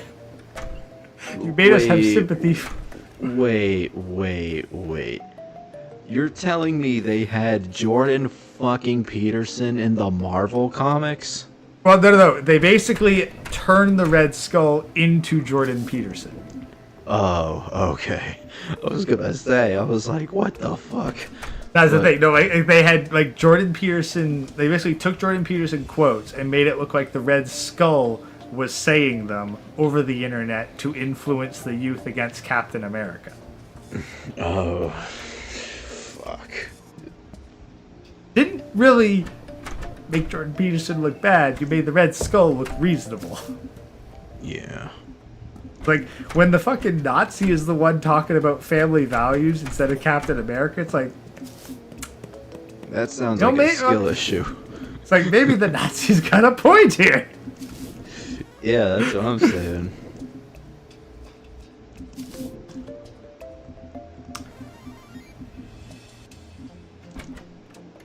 Anyway, teleport out to me and talk to the party girl. Okay. Just teleport to the desert pylon. The slime's here now, and they count as NPCs. Okay. So theoretically... Yeah, we got the cool slime move in. Right. Desert pylon. Yeah, talk Where's to the she party girl. Well, at last my time has come. So do I shop? Oh, you didn't get it? Okay, I guess you only get it once per party, but we have a slice of cake now. Oh yeah. You can right-click on the slice of cake. Oh, it's just there permanently? Well, no. We can pick it up, but now we've got faster movement and mining speed. I gotcha. Yeah, I've got that in my original world too. I didn't know you could actually... I thought you could only place it. I didn't know you could... You just have to right-click it when it's there and you eat it. That's cool. You basically take a bite out of it, but it's infinite. Yeah, that's what I'm saying. So you know, when we need to run away from Wall of Flesh. Good thinking. It also buffs mining speed, so it's got other uses too. Alright, I'm putting it in like kind of this upper chest area here. Mm-hmm. Yeah, the creator of Hell of a Boss and Has Been Hotel is, her name's Vivzy Pop. But basically, literally she had the fucking nerve to, because with Spider Twink, now that you've taught me that name, I'm just gonna call him that now, fucking Spider Twink. So, she has this scene where basically Spider Twink's pimp, Valentino, is like smacking him around, threatening him, and like, you know, being a pervert and licking on him and shit, and doing all this, you know, sexual assault scene that's like supposed to be all disturbing and whatnot. It's like, you know, I do gotta admit, you know, despite that I fucking hate this, you know, twink shit, it is actually a good depiction of like a sexual assault scene or whatnot. But then she has the fucking nerve to make a joke about it with this snake simp Cobra character. I don't know if you've seen him. Yeah, Pentious, whatnot? Yeah, Sir Pentious. It's a play on words. But yeah. Cover writing there, haha, yes. Yeah. It's like Sir Pentious, but it's like that's a word for like snakes. There's Serpentious. But Where was I going with this? Oh yeah, basically there's a scene where Serpent just like gets dragged into a room to get raped or something, and they have like the nerve to make it a funny comedic scene. It's like, nigga, pick your poison, please. Like, do you want sexual assault to be taken seriously, or do you want that shit to be a joke? Yeah, it's like that whole, like, there's basically, like, well, no, I guess, like, that's exactly the point. It's like, You want me to like said character and just laugh at said character. That's the thing, I think. They didn't really have a plan going into it. I think that probably sums up Hell of a Boss. Well, both Hell of a Boss and Has Been Hotel. They really did not know what the fuck they were doing. Because they didn't have a consistency in their story to deliver. Yep, pretty much. Like it is, at the end of the day, like fan fiction. It really is. Like, I noticed that myself. I was like, this reeks of like fan fiction of some other franchise energy. Well, that's the thing, like, it's basically like fan fiction of. Well, that's the thing. It's like it's fan fiction of a franchise that doesn't exist. Yes, it's just like all these needless couples and ships being a thing, and just it's like so much weird drama. It's all the Tumblr relations. You know what? Actually, it would probably be accurate fan fiction of. Homestuck. Homestuck? That's the thing. Never seen Homestuck, but you've got sinners, like, as human analogs, and then you've got like demons, and then there's like weird demon things in Homestuck each after the astrological signs. That's the thing, but like it's got that same sort of energy. Yeah. That, like, hey, we're putting together a whole bunch of characters purely for drama, but that's all it's about. It's just drama. It's like it's a soap opera with a fantasy coating. Yeah. Like Murder Drones, it does have the main characters, like become a couple or whatnot, but it doesn't really feel too fan fiction-y, at least from what I can tell. It's more of it focuses more on sci-fi horror, to say the least. It does have some comedy moments, and some comedy moments like where they do interrupt the tone of the show. That's one thing a lot of media creations have trouble with, is that they don't know what to do with comedic timing. It's like they try to make it seem funny, and then it ends up just being stupid when it should be taken seriously. Yeah. I think what's missing from a lot of media nowadays is sincerity. Yeah. And you know what I blame? Copyright law.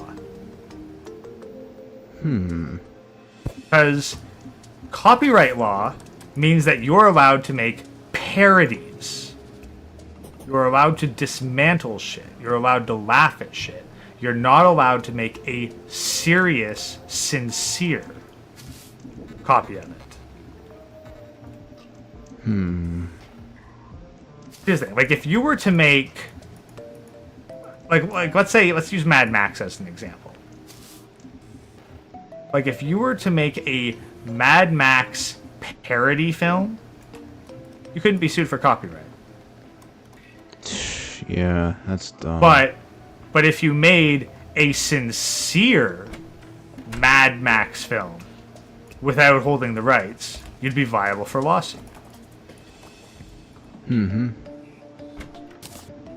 I think that's a big part of it, because you basically got a whole bunch of people who grew up on, like, parodies. Like, imagine if all you knew about Star Wars was Spaceballs.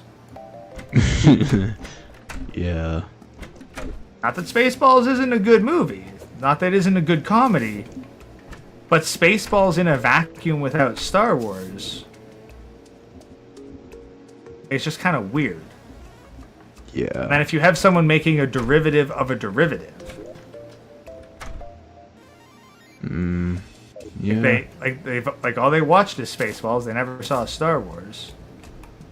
Well, of course they're not going to be able to make. And that again, it's like someone who's only watched Spaceballs trying to make Star Wars. Yeah.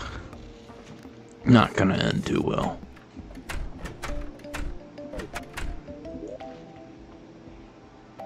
That's what it feels like with a bunch of this stuff. They all come from stuff where it was all like parody and exploring character dynamics, but they didn't actually have anything.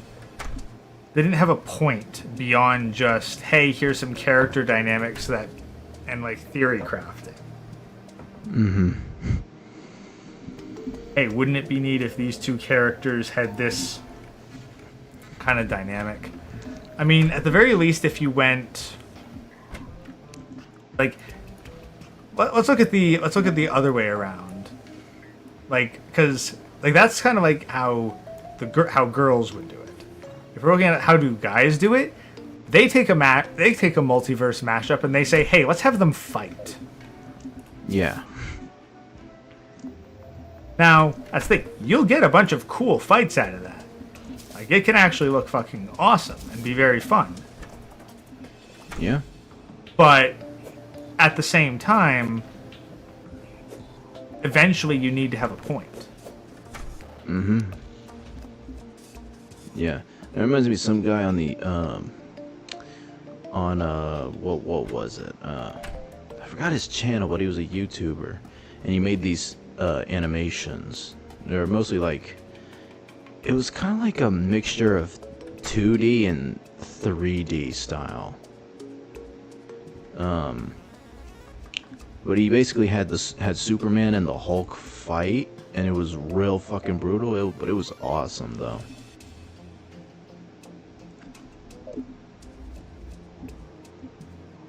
Oh, are you still in Oh, it says you left.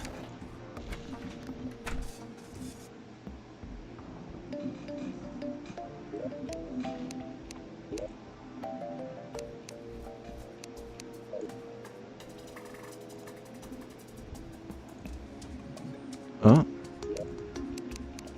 What the hell?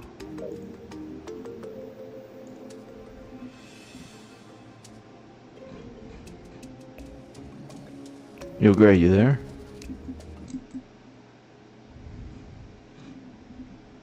Oh. He's not in StreamYards. What the fuck happened?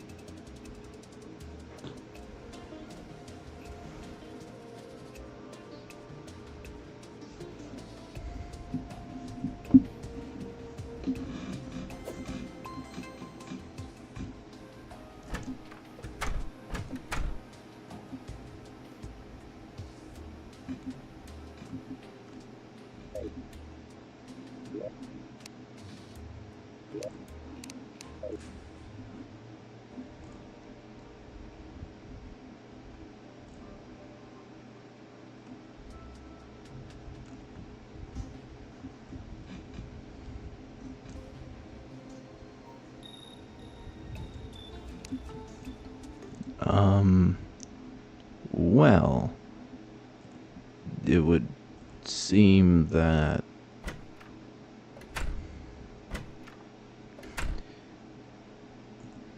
Grey Ghost just fucking disappeared. I don't know what happened.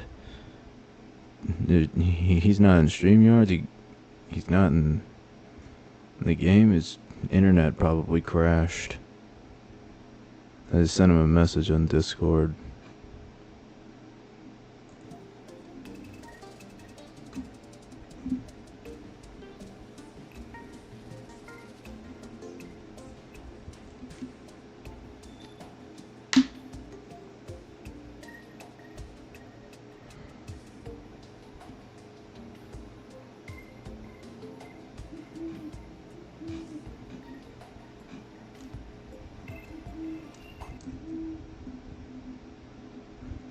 Wait a minute. Let me...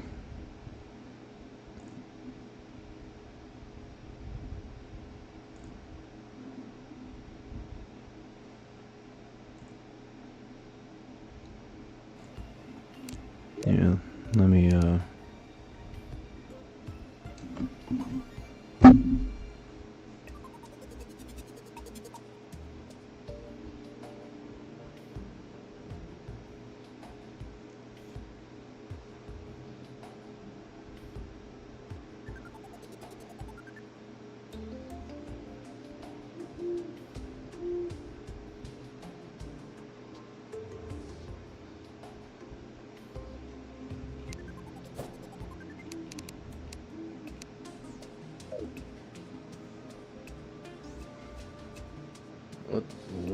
what happened?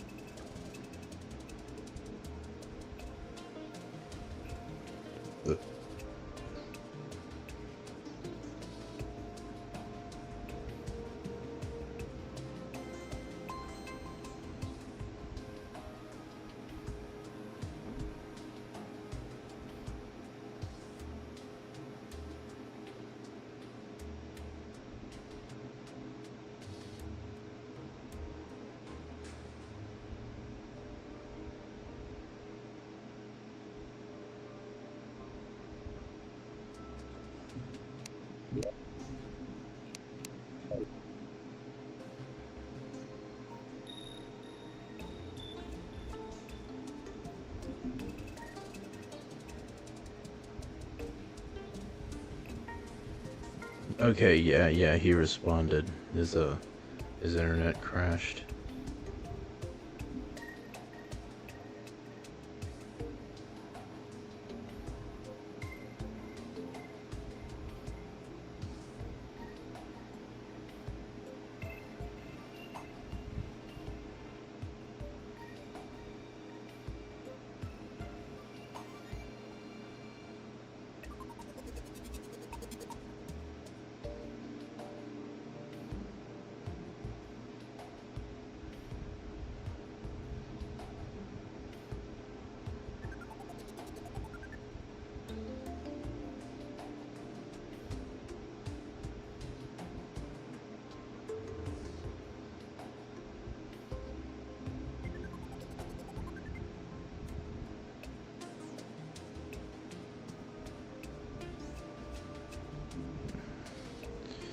Yeah, not sure why. I'm not sure when his internet will be back up. Fuck, man.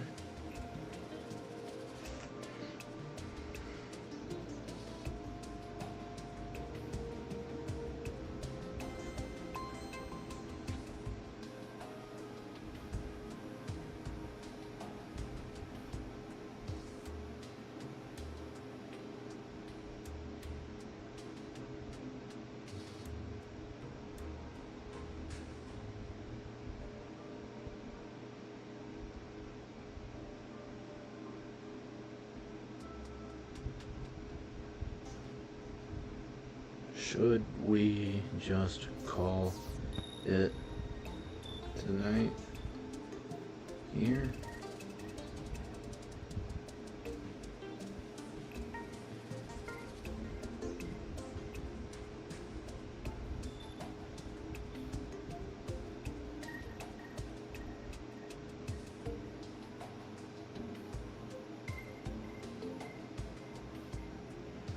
Net just came back up, but it's been a good 3 hours anyway.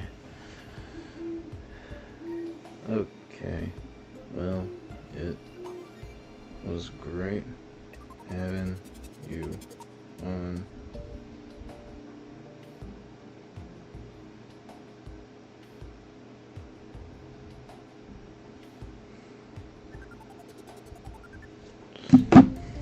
Oh, okay. Okay, he's in StreamYards.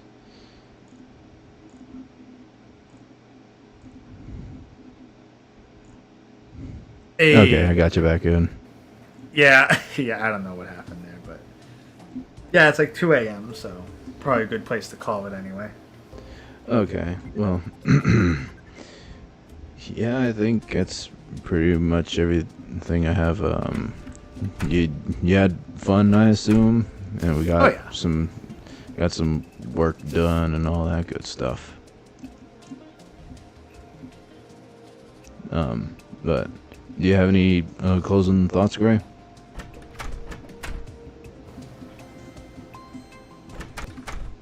I guess just to kind of close off our last subject, I think that if people are going to be making media, not like going forward, the key will be sincerity And and make sure that consistency and and make sure that you know what your characters will do when there's no one else around. yeah, that's because kind of like how I told you how me and my friends are doing a comic book. Me and my friends from high school. We also plan on doing one ourselves. That's something I've been trying to. A mistake I've been trying to learn from other people is like, okay, I should know this character here and there and like all that stuff. But I've even been drawing like some cool concept art for it and shit. And probably like sometime maybe like midday tomorrow, I'll actually like send you some of that stuff and you'll probably like it. Yeah, I'm curious because the thing is, I saw I see Hammerhand's promo stuff for Prodigy, and I think like I'm interested in this, but it also gets me thinking about, well, what if I were to make like a superhero thing today? And I'll be honest, like, imagine for a second that you're going to make Batman again from scratch. Like, take away the Justice League. It's just going to be Batman. Right. Like, and also keep in mind that, but you go down to the very baseline. Also, when you remember that all these super villains, like, they're meant to be the exception. Like, Batman, Superman, like, they deal with non-super criminals too. Right. Spider-Man too. Like, they deal with non-super powered people. That's like, what's the baseline? Right. And when thinking about that for a superhero, it's like I don't know. I actually started to seriously wonder, like, what kind of superhero would actually make for that kind of stuff, and I surprisingly found myself kind of stumped. Yeah. I mean, some of the, villain characters that they deal with, like, are pretty empowered to a degree, but it's like some of them are just more on the normal side. And now that speaking of my comic or whatnot, you see my avatar on Yeah. StreamYards and like on my YouTube channel or whatnot. Let me just say it's AI generated, but it's based on my character, to say the least. Yeah, no, that's what AI is really good for, is like hammering out solid concept art. To then Oh yeah. but that's it. But that was something that really stumped me for a bit, thinking like, okay, because like you've got Spider-Man, like he is like responsibility incarnate. That's his shtick. Like those have power, must use it responsibly. Yeah. Batman is all about preventing tragedy. Correct. Superman is hope. And yeah, inspiration. Impossible ideal everyone should strive towards, which is why there's such a interesting dynamic with Lex Luthor. Because Luthor's biggest deal with Superman, at least in the stuff I've seen that I actually like the writing of, is that Superman's not a human. Right. Really nice scene where like Clark Kent is talking to Luthor in prison, and Luthor is criticizing Superman while at the same time praising Clark Kent. Mm-hmm. Yeah, that's That's true. so there's all that, but then it's like, okay, well, if you wanted to make a new superhero that wasn't just a derivative of all that, I was stumped by that question. I was surprised to find myself stumped by that question. Mm-hmm. Yeah, it's. uh, I guess there's like only so many concepts that you can utilize, but it's just the way you execute it is in different ways. It's like you said, there's hope and inspiration from Superman. Batman is about, trauma, tragedy. Spider-Man is, he's your typical average teenager for the most part, learning Yeah, responsibility and accountability, that that's stuff the with thing. great power. That's the thing, because like Spider-Man was meant to be the everyman who acquired power and then used it irresponsibly, suffered for it, and from that learned to be responsible with it, and then struggles to balance the normal life with the superhero life. Mm-hmm. Sacrifices in the normal life that he has to make. That's the thing, because if Spider-Man just went Spider-Man full time, like if he had financial backing from a superhero organization, the interesting part of his character would disappear. Yeah. Yeah. Like as soon as Spider-Man stops having the responsibilities of Peter Parker, like when he doesn't need to take photos of Spider-Man for a demanding boss, when he doesn't have that anymore, then he just becomes the mask. It's like, okay, but we liked Peter Parker because it was both. Right.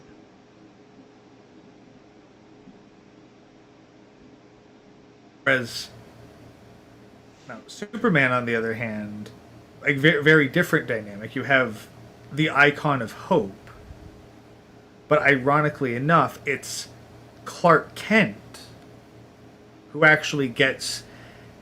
It's funny because it's very much an inversion of Batman in a way, because you have Clark Kent who gets to kind of do the seedier underground stuff. Like Clark Kent will be boots on the ground, getting information, interrogating stuff because he's a journalist. That's what he does. Yeah. Whereas, like where Bruce Wayne is such a large public figure that he very much, even with Batman Beyond, you still had that kind of almost a Spider-Man-esque dynamic with Terry McGinnis, because he was trying to balance normal teenager life with being like the successor of Batman. Yeah. I was well, it's like, here's the thing. Batman was created to be, a dark reflection of Superman, right? It's kind of like how Shadow the Hedgehog is a dark reflection of Sonic in a way. Now, the way I saw it was that you had Batman was an extension. Have you ever seen Batman Mask of the Phantasm? I've seen parts of it. I recommend the full movie in one sitting. It's a wonderful experience, and to this day I hold it up as the best Batman movie ever. Hmm. Because it is not what you think. It's not a Batman movie when you think of a Batman movie. I think that it is very iconic for anyone doing superheroes because it is a noir film. Take out the silly costumes. It's a murder mystery noir. Hmm. Let's think of it. You have a detective. Yeah, Batman. First what you have before you have even that is you have mafia leaders getting whacked by a lone psychopath. Yeah. And initially they think it's this detective that's gone rogue. Meanwhile, the detective's public face, love interest re-enters the scene. There's political intrigue with like the current councilman, who's also trying to romance the old love interest. Mm-hmm.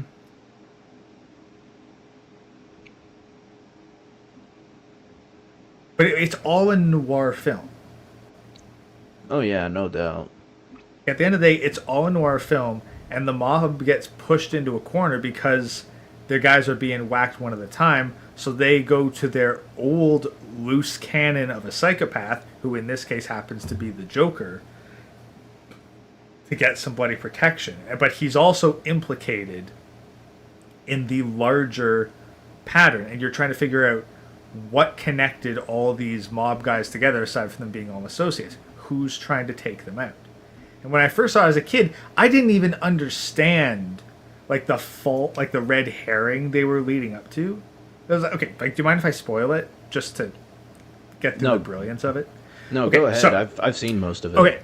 Okay, so like Batman's old love interest comes back, but the way she's talking, you get this idea like, okay, her father is the psychopath who's going around getting revenge on all these mobsters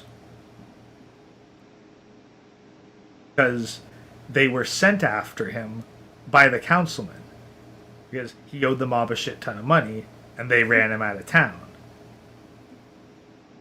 Then the twist happens when it's like, no, it's not the father, it's the daughter. They killed the father. Yeah, I remember that part. And at the same time, you've also got that broken dynamic of like Batman almost wasn't Batman. The mob, by forcing the father into a point of desperation, forcing him to run, denied Batman the love interest because he'd almost forgiven himself. He'd almost been to the point where he's like, look, I found happiness. I can't focus on this revenge anymore. I couldn't be happy. I didn't think I could be happy. Yeah. And he was that close, and then she disappears with just a, Daddy says I'm too young, I have to leave. Mm-hmm. And then you have that theme park dynamic, because they go and there's that optimistic future. And then you flash forward and the theme park is a ruin. And it's so fitting that the final battle happens there, because that's what crime did. Crime destroyed these two, crime destroyed the beautiful future of Bruce Wayne and Andrea Beaumont. Oh yeah, yeah. And another, I guess, sort of theme or symbolism scene that I really liked was when all the explosions are happening, and like even though the Joker is like literally in Andrea's grip, he's just laughing his ass off. Well, that's the thing. The thing is, but that's the best part, because the Joker saw it and he understood. He realized what it all meant, because they'd never told him shit, but he picked up from their conversations like, oh, I fucked this up for both of you. Oh, this is too rich. That's the thing. Like he's realizing the irony that, yeah, he's probably about to fucking die to Andrea, but he's realizing like, no, I've completely destroyed the lives of these two people in the process, and even them killing me here will not undo it. Yeah. Like, that's the thing. And there's no grand speech.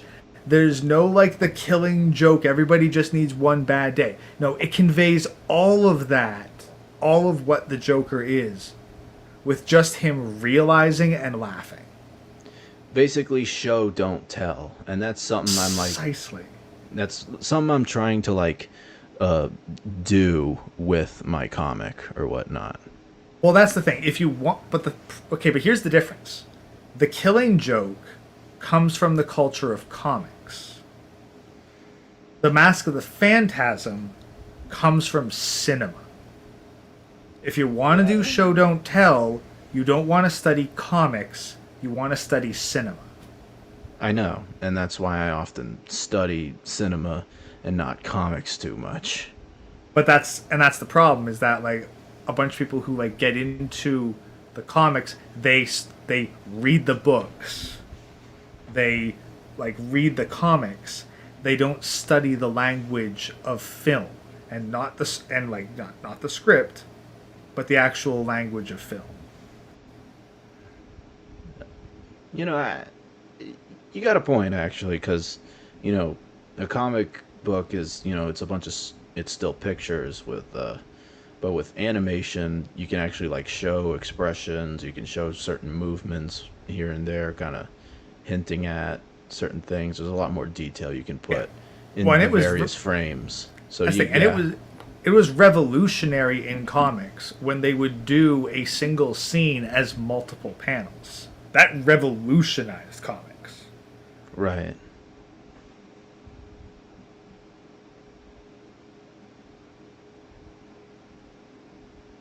Like that's, and I think that's where manga really succeeded, because manga I think did largely come from cinema, and especially if you've ever watched like a bunch of older Japanese cinema, like especially anything by Kurosawa. Like Kurosawa's stuff is just gorgeous to watch, but they really do a lot of personal favorite. I haven't seen many, but this one really sticks out. It's called Ikiru. And Here. Ikiru. I'll send you a link. Okay. But no, like that one. Yeah, like it is. Yeah, it's a 1952 film. And it's a tragedy, but it's very beautiful.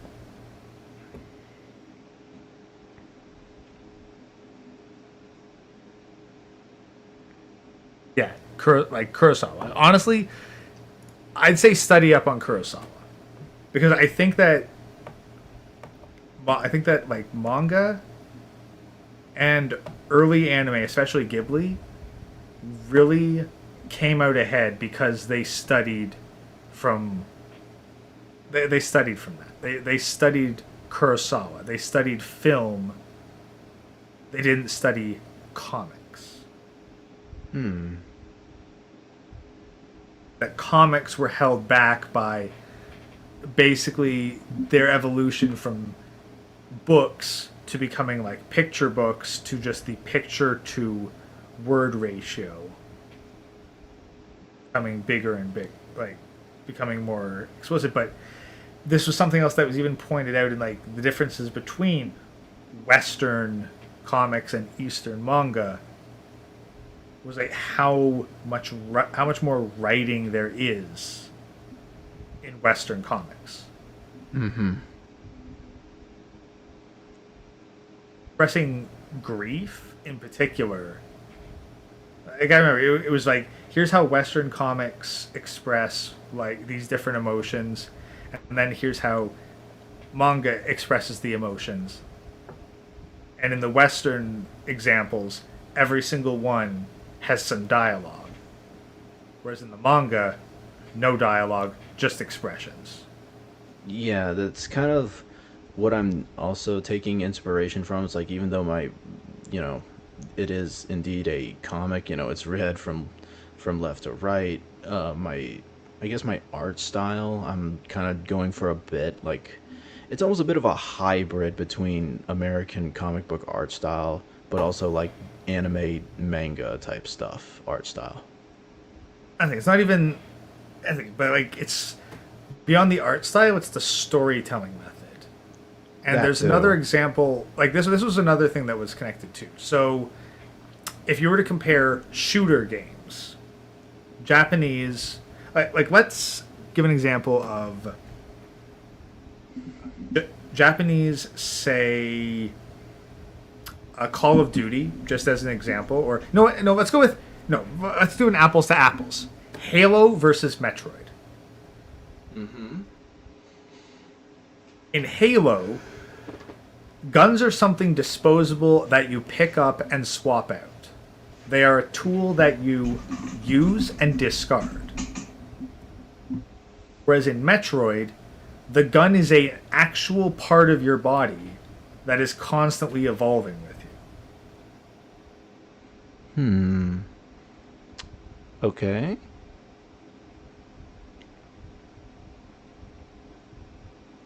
Difference in the philosophy. Because I think a lot of it comes from like, well, let's go back to like swords and shit. So like in the West, the sword again is largely a tool, but that's because they had an abundance of material. You could mass produce swords. Yeah. Whereas in Japan, like they had to develop special crafting techniques just to make use of what very limited shitty metal they had in order to make something that was as good as a katana. Right, right. That's the thing. But once you had that katana, that was something that you passed down through the fucking ages. And they really emphasized that passing down of the sword. Oh, yeah. As in the West, like, unless it's a particular legendary sword, like, it was just another disposable tool. Like you would never see something like Game of Thrones, like Iron Throne, with fucking katanas. No. Only No one would. swords. No one would. Like swords of any kind. Like you would never see that many fucking katanas. Like just used to make a fucking obscenely huge throne. Just no, like no one in their right mind would do that. Yeah. And again, it's like Western disposability versus kind of an almost spiritual unity to the like with the Eastern. Oh, yeah, no doubt. Plus, our culture and our, the way our society's been for a while, you can easily see the difference and how it affects the writing. Well, yeah, part of that too is like who's kind of allowed to write. Mm-hmm. But I think that's the problem. Is that like I think that also the like the positivity movement that really fucks people. Like it might be stereotypical to harp on participation trophies, but that's kind of indicative of the larger problem. Like, when was the last time the West had a good tragedy? Yeah. Probably 9/11. That's my best guess. No. I mean like as a story. Like when was the last like can you think of a story, like a film, some sort of cultural touchstone point where everyone was like, "Damn, that was a good tragedy." All I can really think of is maybe Joker 2019. Maybe? Yeah. You have seen that, right? Honestly, no, I haven't. It's actually pretty good. It's basically it's a more humane take on the Joker. He's kind of just like, the average Joe trying to struggle in life and basically breaking. But that's the thing. But like, if that's the baseline for tragedy, again, watch Ikiru. I think you really need to watch Ikiru to understand where I'm coming from here. Okay. Because you watch Ikiru and it's like, damn. It's like it takes you on a fucking roller coaster of emotions. Like it layers the tragedy. Actually, okay. Have you seen Sword Art Online Abridged? I've heard of it. Okay. So Okay, in that case, this isn't gonna get across. Basically, here's the thing. What the tragedy does is it doesn't just give you the tragedy, it gives you the despair, then it gives you the hope. And then when you think you've got the hope, then it reveals the next layer of tragedy behind that. Okay, yeah, yeah. Something like that. I could, I could see that being real good. Yeah. Last thing, because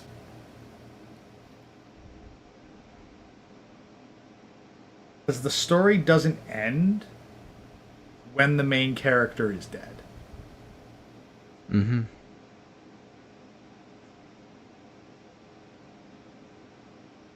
But it honestly would have been a happier film if it had. Mm-hmm. That final, it's just, oh god, like if you watch it, then I will talk about like that final scene there, because like, damn, that hurt. Sword Art Online. No, Ikiru. Like the Oh, final Ikiru. scene. Yeah, no, the final scene in Ikiru hurts, and it hurt, but it hurts in such a way that you wouldn't expect it to hurt. And if you were to see it, I think if you were to watch that scene without the context of the film behind it, you might be like mildly confused. But then when you have the context of the film behind it and you see that scene, it's a gut punch. Huh. I'll definitely look into that. But it's also done with like minimal dialogue. Like you see an entire argument carried out with just some body posture and facial expressions.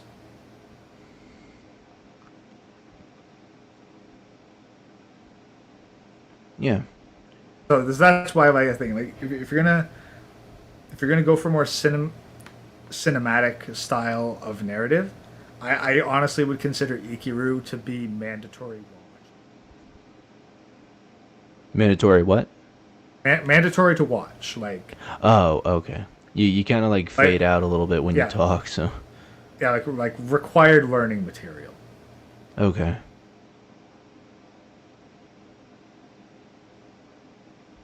But yeah, so I guess that's my, like 20 minutes later, my final statement is Ikiru's a great fucking film and people should watch it to understand how to tell a story with sincerity. Yeah. I gotcha. But yeah, it's probably. Yeah, tomorrow I'll definitely like send you some of my comic stuff. Probably like, I don't know, midday if I can, if you're not too busy or anything like that. Should be okay, I think. All right. Any super last closing thoughts? Or you said your piece? That's my piece. The only other thing is I gotta get more waifus up, and I've got September's theme going down, and it's going to be a neat one. Yeah, I might have to start posting a few waifus here and there. PixAI is a great resource for me, but you know, Stable Diffusion's all right. That's how I got most of my, I guess my dark cowboy avatars. Kind of same one with the GIF for my stream that I put up. That was made by PixAI, but yeah, that's also a reference to my character. But anyway, Greg, I'm glad that you had fun, man, and I had a lot of fun too doing this. It's having a hell of a time. Go forth, Wall. All right, and now that's that. For anyone who may have possibly tuned in, thank you for doing so, and I will see you later. All right.